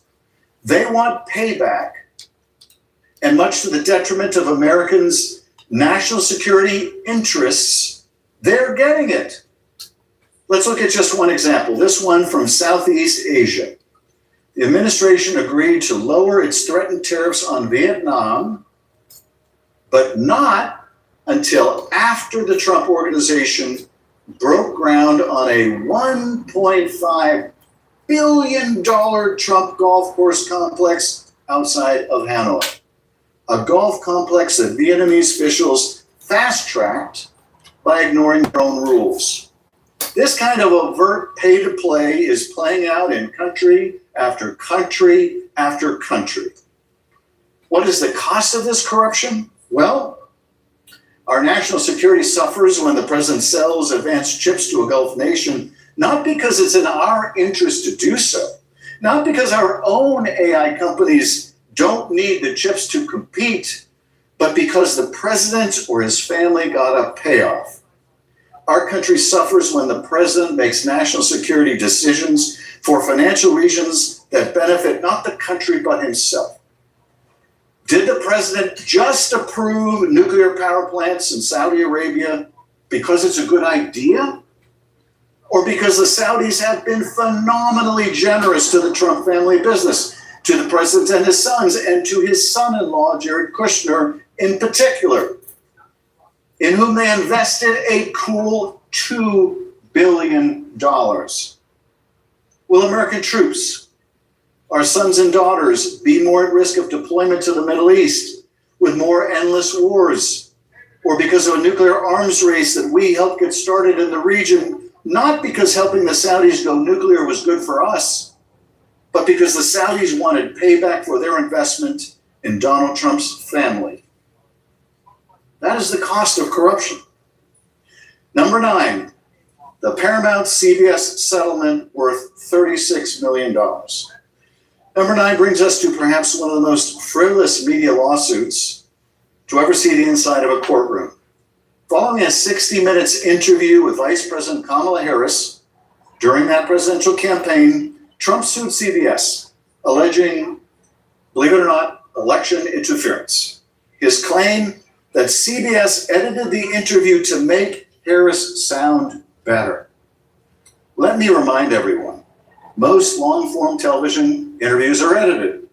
That's how television works. But in Trump's reality, editing is election interference if he doesn't like the edits. CBS acknowledged the suit was frivolous. The president had no right to sue because he doesn't like how an interview with someone else is edited. It's absurd. The studio has a First Amendment right to make those decisions for itself. Nevertheless, CBS agreed to pay off the president $16 million. Why? Not because they thought they would lose the litigation. They knew Trump's claim would never be successful. No, CBS agreed to pay off the president because its parent, Paramount Studios, wanted to merge with Skydance in a deal worth $8 billion. What was a $16 million payoff compared to an $8 billion deal? And it wasn't just the $16 million payoff. Skydance also committed to paying another $20 million in advertising and public service announcements favored by the president. Final tally, $36 million. That the president was able to extort because he could leverage his power to kill the merger deal into a personal payoff. So what's the cost of that corruption to you? Well, if you're a worker in the entertainment industry, it just might cost you your job. Because a merger that was approved on a corrupt basis and without considering job losses in the industry wasn't made to benefit you. If you're a consumer, you'll be paying more for your streaming service and have fewer choices because this deal wasn't approved with consumers in mind. It was approved to make money for the president. This particular brand of corruption, suing media companies to extort them for payoffs, goes beyond anything the president did in his first term. This president doesn't just complain about the press, calling them fake news or enemies of the people. No, that was the stuff of Trump 1. In Trump 2, he sues them into submission, uses the leverage he has over their business deals and mergers, and pockets the proceeds. More money for him, fewer jobs for you, and more money out of your pocket when you want to stream your favorite shows. This is the cost of corruption. Number 8, big tech settlements, 60 million. Number 8 is a 3-for-1. Twitter, YouTube, Meta, $60 million combined. Trump got suspended from these platforms for conduct related to the attack he incited on the Capitol. He sued. And one by one, these companies paid up to him personally and to his pet projects, like the Golden Ballroom.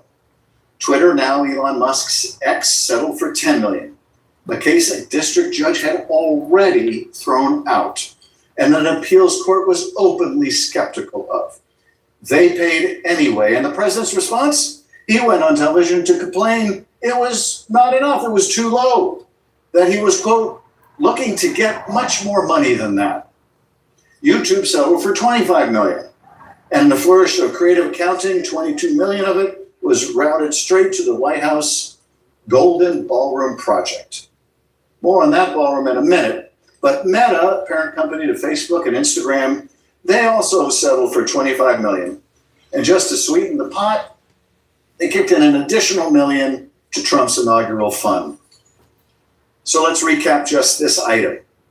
The president sues these platforms over their refusal to amplify his false claims about the election and his incitement of insurrection, using the leverage he now has over them as president to help or to hurt their businesses. He extorts them to the tune of $60 million. It is a disinformation loyalty program, except the rewards go to the president, and the rest of us get more false claims, more false information, more social harms from an unregulated social media, and potentially more incitement of violence around our elections. Oh, hey guys, we got an update. We got an update from Jamie Raskin. Just came out an hour ago. Hot off the press. So this is Jamie Raskin talking about how Donald Trump's slush fund is blocked from his January 6th insurrection. Hey everybody, big news. 212 Democrats in the House caucus have all signed on to our discharge petition to bring to the floor the legislation we've got to shut down Donald Trump's illegal, unconstitutional $1.8 billion political slush fund, and to say that no government money can be used for the purposes of paying off Proud Boys and Oath Keepers and other convicted felons from the January 6th insurrection. We also need to shut down this self-pardon that Donald Trump is dealing himself and his family and his businesses not to be prosecuted for any kind of tax fraud or civil or criminal offenses that may have been committed by members of his family up until this point. We've got the entire Democratic caucus on it. We're waiting on our friends from the Republican Party to stand up. We just need 6 of them to sign their names to this petition, just 6 members. All right, here's Jamie Raskin with an update, putting the monkey wrench in Donald Trump's plans. This is the cost of that corruption. Number 7, Amazon and the Melania documentary, $40 million. For number 7, we move back to the family business. You may have seen the trailers. Amazon struck a $40 million deal with First Lady Melania Trump for a documentary about her life before and during her time in the White House. Reports indicate that Melania's team shot the project to several studios and executives, many of whom had attended Trump's inauguration before Amazon closed. Like one person, like whenever there was a showing at a movie theater, there'd be like 1 or 2 people in there. Yeah. And Amazon separately contributed another $1 million to Trump's inaugural fund. Of the $40 million, though, the First Lady personally received $28 million. The producer of that movie was like Jeffrey Epstein's buddy, partner in crime. The big-time theatrical run of this film brought in only $16 million at the box office. landing it at a sweet number 68 on the 2026 releases, behind Bunny, behind Guru, and behind Mobile Suit Gundam Hathaway, The Sorcery of Nymph Cersei. Bear in mind, the Milani movie was so bad that one reviewer at Variety said that if you saw it on a plane, you would still walk out. But Amazon paid the Trump family $40 million for it. Why? Because Amazon has huge contracts at stake worth billions of dollars. What is a $40 million payment for Melania when you want a federal cloud computing contract worth 100 times that much, worth billions? So while families across the country are wrestling with the skyrocketing price of groceries, the First Lady is collecting $28 million for a documentary about herself. But more important, we end up paying Amazon billions in government contracts, when Amazon may or may not be the best deal for the American taxpayer, when the amount of the contract may or may not be competitive with other companies, when Amazon may or may not be the best competitor in the bidding process. We may never know if taxpayers are getting ripped off and whether the true cost of the Melania film was a bad deal for the country, costing taxpayers billions of dollars on cloud computing that we didn't need to spend. This kind of corrupt contracting, whether taxpayer funds are wasted because of a backroom deal or a kickback, is common in developing countries. But it hasn't been common in here. Not until now. And that is the cost of corruption. Number 6 of the top 10 Trump graft schemes is the Trump meme coin, coming in at a whopping $635 million. Just 24 hours before taking the oath of office, Donald Trump launched a meme coin called Dollar Trump. A meme coin is a kind of a joke digital currency, but Trump saw the opportunity for personal profit, about $635 million worth. And the people on the other side of that trade, more than 810,000 of them, have lost a combined $2 billion. That's 810,000 people that bought this meme coin, this Trump meme coin, mainly the president's own supporters, lost money so the president could make hundreds of millions of dollars. But even that is not the end of the story. It gets worse. Trump hosted a private dinner for top holders of his meme coin. Investors were told they had a 2.5-week window to buy enough Dollar Trump to earn a seat. He created a public auction where what was being auctioned off was access to the president. Buy Trump's meme coin and you get to dine with the president. Where? At his own private club in Virginia. And among the guests, a crypto billionaire who'd been charged by the SEC with fraud. In a case in which Trump's SEC just coincidentally asked a judge to hit pause on the matter, just weeks before the meme coin dinner.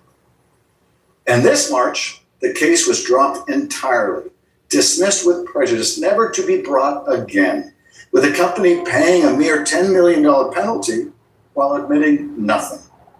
This for a crypto billionaire who had poured some $75 million into Trump family crypto ventures.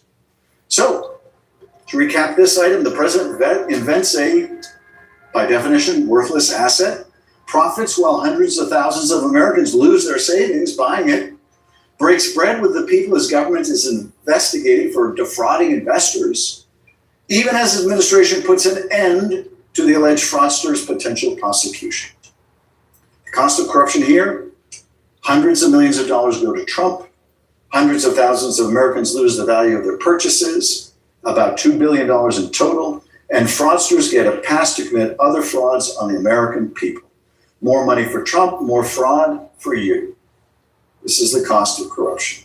Number 5, the White House ballroom, $600 million. Number 5 is one of the most audacious schemes in presidential history. The gold-plated, gilded, and gaudy White House ballroom. The president has solicited ever larger donations for this pet project, which now has a whopping price tag of $600 million. A $600 million monument to his vanity, built for him by people who need something from the government, and paid for by you, the taxpayer. Because far from the president's promise that no tax dollars would be used for his golden ballroom, he's making you pay an estimated $300 million of your tax dollars towards this project. Promises made, promises broken, and the taxpayer left holding the bag. Now, I've sought answers from the White House on this ballroom, asking who are the private donors and how much have they given and what businesses do they have, what business do they have before the federal government? Yeah, that's something you don't really hear these MAGA meat-riding politicians be saying anymore. I haven't heard them say promises made, promises kept in a long time because they all know they're full of crap. Their response, not surprisingly, no response. Not willing to say, not willing to be transparent, wanting to keep it hidden from the American people. But we know that there are at least 37 donors. Among them, Amazon and Apple and Google and Meta and Microsoft and Coinbase and Tether and Caterpillar and Lockheed Martin and T-Mobile and more. Of these corporate donors, 2/3 have been awarded federal contracts over the last 5 years, contracts worth $279 billion. And 14 of them are either facing or have had suspended federal actions for violations of the law. So let's get this straight. Companies under federal investigation, many of them, write a check for the president's ballroom, and their legal troubles go away. Or their contracts multiply, or in some cases, both. Trump even told these donors they'd be the first guest welcomed into the finished ballroom. Quote, if I still like you at that time, which I'm sure I will. Translation, keep paying, and I'll keep liking you. The cost of this corruption?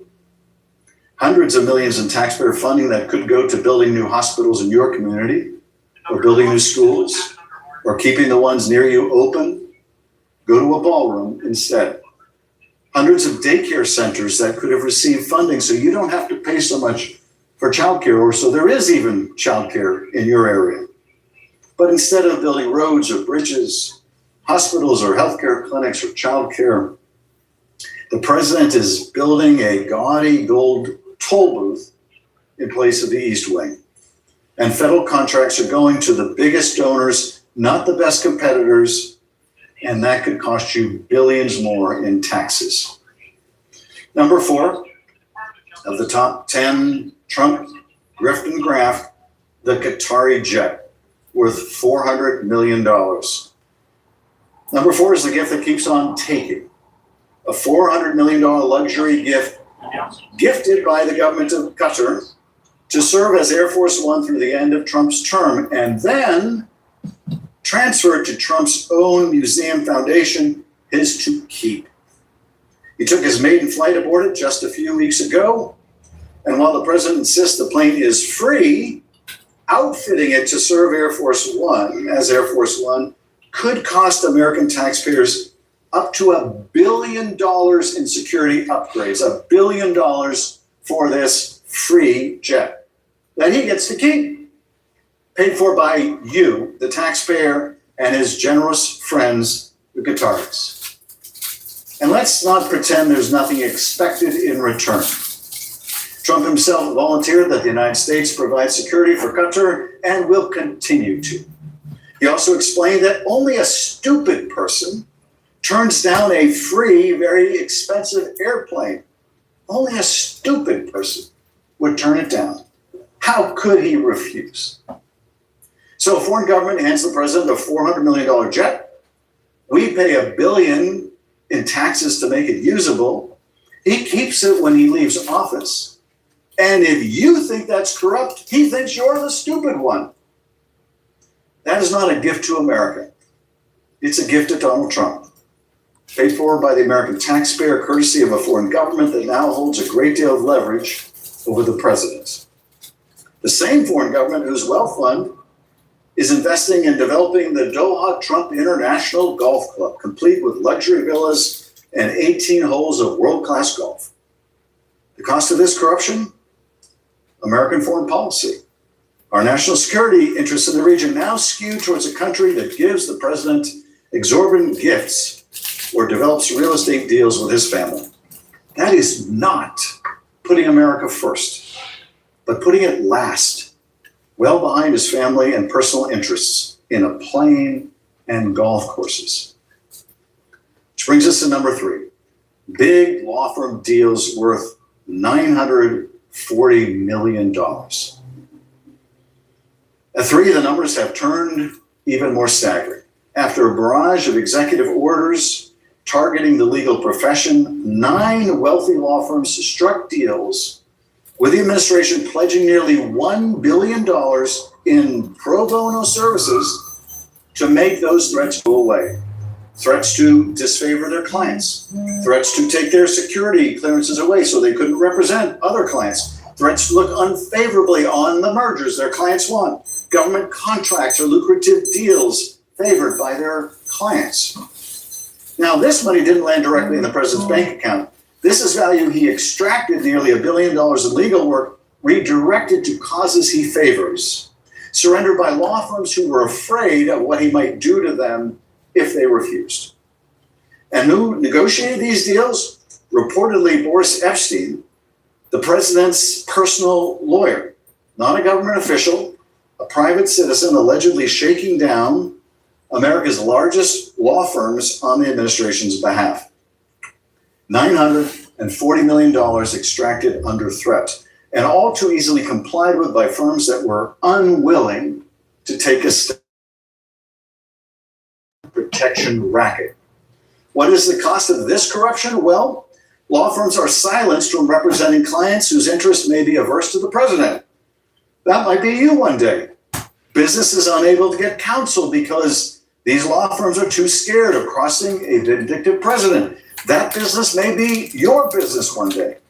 And the law firms that stood their ground and defied the president, they risk losing business in a corruption of the economy that only favors firms willing to capitulate to the president. It is Putin-style economics, and it doesn't work any better here than it does in Russia. Number 2, World Liberty Financial and stablecoin reserves, $1.5 billion and counting. We are now in the top 2. World Liberty Financial, the Trump family cash cow, a firm in which the Trump family holds an ownership interest of around 75%. The sale of these governance tokens has earned the family well over $1 billion. A single deal tied to a state-backed fund in the United Arab Emirates funneled $500 million into this venture. A single deal made by a wealthy sheik who is also the head of that country's intelligence service. What could go wrong? And in return, they just got American-made advanced AI chips, just like they wanted. Coincidence? I don't think so. If you do, I have a ballroom I'd like to sell you. But the scheme doesn't stop there, because the Trump family is also entitled to the interest earned on the reserves backing their stablecoin. This income is ongoing, grows by the day, and is pegged to the US dollar itself. Unlike the meme coin, this is real money, more than $1.5 billion and counting. Over $1.5 billion flowing to the president's family through a financial instrument his family controls, launched while he sits in the Oval Office. Not a side business, not a blind trust. The president of the United States using the power and prestige of his office to drive money into a venture he owns and from which he profits every single day. And consider what one of the family's business partners got in return. The world's largest crypto exchange, Binance, helped turn World Liberty's stablecoin from a small venture into one of the largest in the world, first by selling a $2 billion investment from an Abu Dhabi state fund in the Trump coin, then by building it into the exchange's own trading systems. And for that, The Trump family earns interest on every dollar used. And the founder of Binance, what did he get out of it? Well, he'd been convicted of money laundering crimes. He was facing the consequences until last October when the president pardoned him. A foreign-funded boost of the family business repaid with a presidential pardon. The cost of this corruption? Crooked deals to benefit convicted fraudsters. U.S. foreign policy for sale to the highest Gulf bidder. Less time, attention, resources of the country focused on bringing down your costs, improving your quality of life, bringing back prosperity to America. Which takes us, ladies and gentlemen, to number one, the crown jewel. The president, his IRS settlement, and the $1.7 billion slush fund. So here's the scheme. And you have to give the president credit for its audacity. The president sues the IRS, an agency run by one of his employees, one of his appointees, and represented by the Department of Justice, also run by one of his appointees. His lawyers bring the suit, and his lawyers defend the suit. He is functionally suing himself. And he, not surprisingly, settles with himself for a staggering amount. He gets an IRS get-out-of-jail-free card. He faces no audit or investigations for any prior tax fraud or underpayment that he, his kids, his businesses, or his associates have ever made or participated in. A deal estimated to be worth up to $100 million for the Trump family. Personally. It is a sham settlement, castigated by a federal judge as based on a suit brought wholly for an improper purpose, and a settlement that was the product of the worst form of collusion and self-dealing. But that is just the start. The $100 million tax get-out-of-jail-free card, only a start. The settlement also purports to give the president control over $1.776 billion of taxpayer money, which he gets to use as a personal slush fund to compensate his friends and allies who claim that they have been wronged. Included among the aggrieved, people who violently attacked law enforcement officers on January 6th. Now, these people who attacked police officers on January 6th, they already got pardoned by the president on his first day. But that wasn't enough for them or for the president. They want to be paid for their acts of insurrection, and the president is willing to pay them with your tax dollars. Imagine your tax dollars going to pay cop beaters. And besides the morally repugnant nature of that slush fund and its beneficiaries, it comes at a huge cost. He wants nearly $2 billion of your money, your tax dollars, to fund this cop beater program. Not to serve the public, but as a pot of money he controls, to pay out to the people loyal to him, willing to use violence for him. Congress and the courts have compelled Trump's acting attorney general to back off the fund for now, but not the president. He still wants to make the payoffs to his cronies and enablers, and the administration is looking for other ways to loot the Treasury for the same purpose, using other funds of the Department of Justice. Taxpayer money converted into personal patronage for the president. There is a word for governments that take public money and hand it to their friends, and it is not republic. The cost of this corruption, incalculable.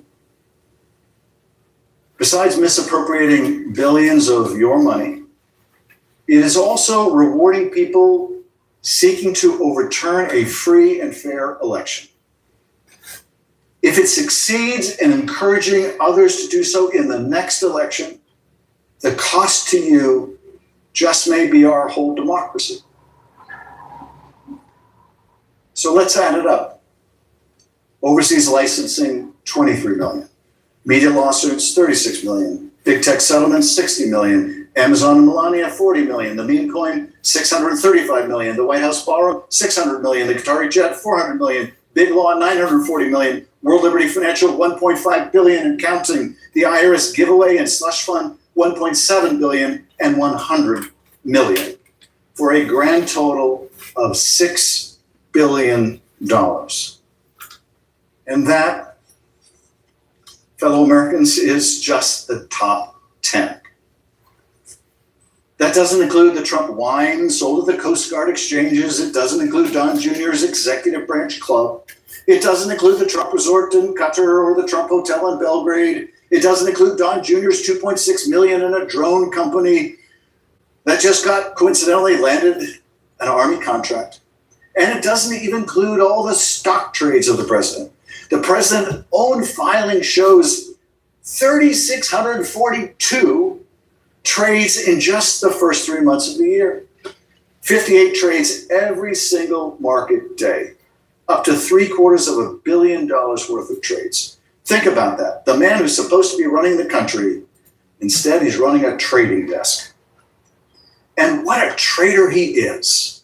He bought NVIDIA stock on January 6th of this year, and 1 week later, his Commerce Department approved NVIDIA chip sales to China. A $50 billion opportunity for the company.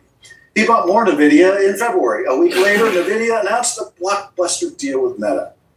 What are the odds, trade after trade, perfectly timed to decisions only his government knew were coming? And these are only the deals that we know about. No one put this historic level of corruption in perspective better than the vice president, J.D. Vance, who recently told a crowd that if Watergate took place today, it would be a 12-hour story. Think about that for a moment. If the president broke into the Democratic Party headquarters, bugged the place, used hush money to cover it up, used the CIA to thwart the FBI's investigation of it, lied to the country about it, J.D. Vance says that would be a mere blip on the screen for them today. He is telling us, the vice president is telling us, that the corruption of the Trump regime, his regime, is so pervasive, they have so successfully normalized it, that Nixon's behavior would seem quaint. Congratulations, JD. You've made the most egregious corruption commonplace. Well done. You should be so very proud. After Watergate, Congress passed a host of reforms to constrain a future corrupt president. They included limits on campaign finance, safeguards to wall off presidential misuse of the Justice Department, new oversight mechanisms for the intelligence community, offices of Inspector General to root out fraud, and much more. It now falls on us in this generation to usher in a whole new set of reforms to address a far broader range of lawlessness and corruption. During the first Trump administration, I introduced the Protecting Our Democracy Act, a package of reforms meant to address the many violations of law and norms by the president at that time. We have reintroduced it in the Senate, but as the list of laws and guardrails shattered multiplies, the need for corrective action must multiply with it. Just this week, I have introduced 3 additional bills meant to attack conflicts of interest, keep convicted fraudsters out of the government, and tighten our laws against the bribery of public officials. In the weeks and months to come, we must propose the best laws that we can, meant to constrain the worst impulses of human nature. But we must be mindful of this truth as well, and that is no set of laws, no matter how well conceived, no constitution, no matter how brilliantly constructed, can protect our lives, our liberty, our prosperity, if elected officials are unwilling to live up to their oaths, or to accept the truth, or to put their country over their party. None of it will be enough. We must also return prosperity to America. We must make it possible when people are working hard, they can earn a good living for themselves and their families. when people see the lives that their parents had as better, all too many are willing to entertain and put their fate in the hands of any demagogue who promises that they alone can fix it. Our democracy will not be on solid ground until our economy is working again for all Americans.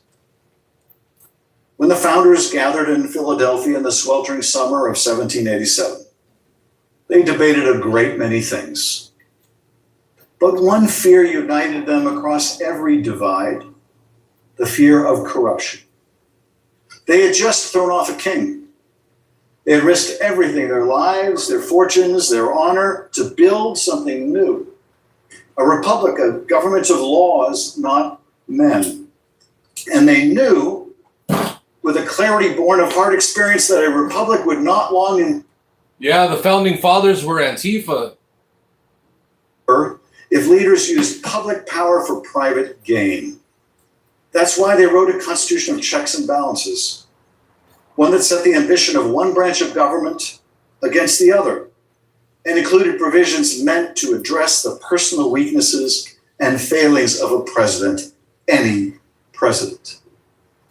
Because they understood human nature. They understood those in power would be tempted to enrich themselves. They understood that foreign governments would try to buy our leaders with gifts and payments and favors. They imagined something like what we are witnessing today. But what they may not have imagined, what they may have exceeded even their worst fears, was a president so brazen, so shameless, so relentless, and so creative in the pursuit of personal profit, and a Congress so feckless, so loath to confront him, so lacking an ambition for its own power and institution, so willing to let him profit at the public expense, with payout after payout after payout. In 1785, Benjamin Franklin was serving as our ambassador to France. The King of France gave him a gift, a snuff box encrusted with diamonds, a gesture of diplomatic friendship. In Paris, such gifts were routine, business as usual. But back home in America, it sparked a controversy. Franklin had to ask Congress for permission to keep it, and the Congress, then under the Articles of Confederation, granted it. But the concern that a leader less scrupulous than Franklin would be tempted, would be compromised, lingered. So when delegates gathered in Philadelphia 2 years later to write our Constitution, they remembered the snuff box. The first draft said nothing about foreign gifts or emoluments. The final draft did, because they remembered the snuff box.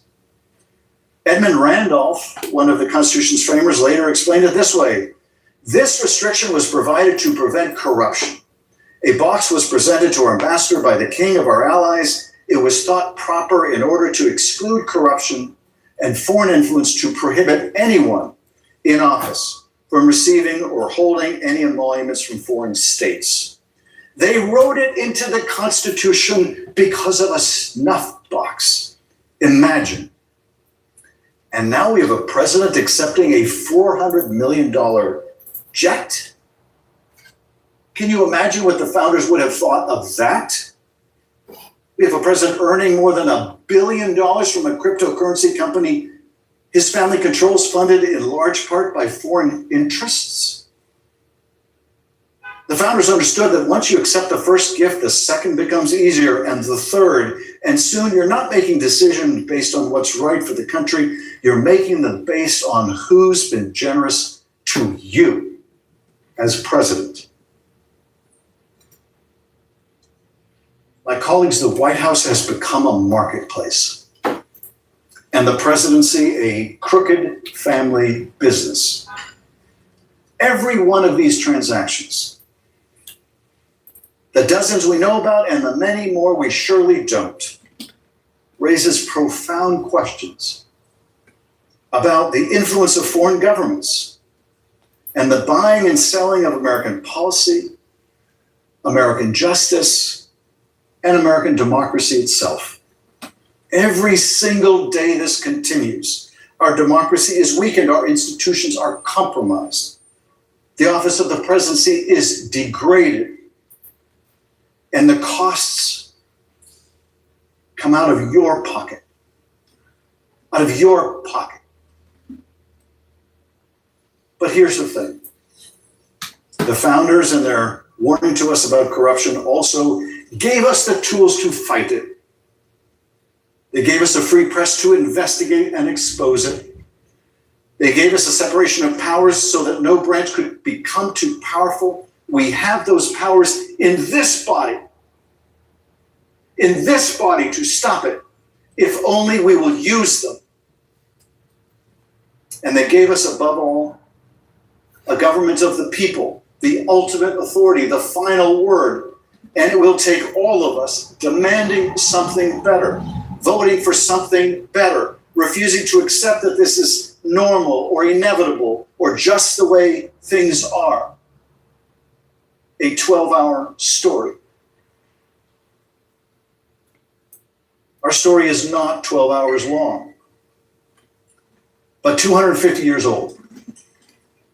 It is the story of a country that began as an improbable experiment where people believed that we had sufficient virtue to be self-governing, that we did not need to be ruled by a despot, a country where what's right matters, where the truth matters, and where decency, basic decency matters. That is the story of the birth of this country. And that can be the story of its future if we are willing to fight for it. All right, that's the end of Adam's speech. Adam Schiff's speech right here at the Capitol Hill, laying down the law. Yeah, come November midterms, blue wave tsunami. Trump's going to be impeached, removed, and imprisoned. Gavin Newsom's going to put the handcuffs on him and throw him in prison. All right, guys, I'm out of here. I'm gonna get my step on, guys. It's been stimulating, folks. But thanks for everyone that hung out, shared your opinions. We'll post up later on. We'll see what's up. Later, Just Mona. Have a good one. Shout out to the Bogs hanging out. All right, you guys. You guys all take care out there. Hope you guys all have a good rest of your Thursday evening. What's up, Carlo? What's up, buddy? Ready to roll out? The homie's ready to roll. You ready to roll, huh, Carlo? Good boy. All right, we're gonna dip out. All right, dudes. Let's see. Hey, thanks for everyone that voted. So out of almost 900 votes, a whopping 63% of the people say that they are not winning in Trump's economy. So that's a good indicator of how the blue wave tsunami is going to go, guys. It's going to be a wipeout. Get your surfboards ready. All right, peace out.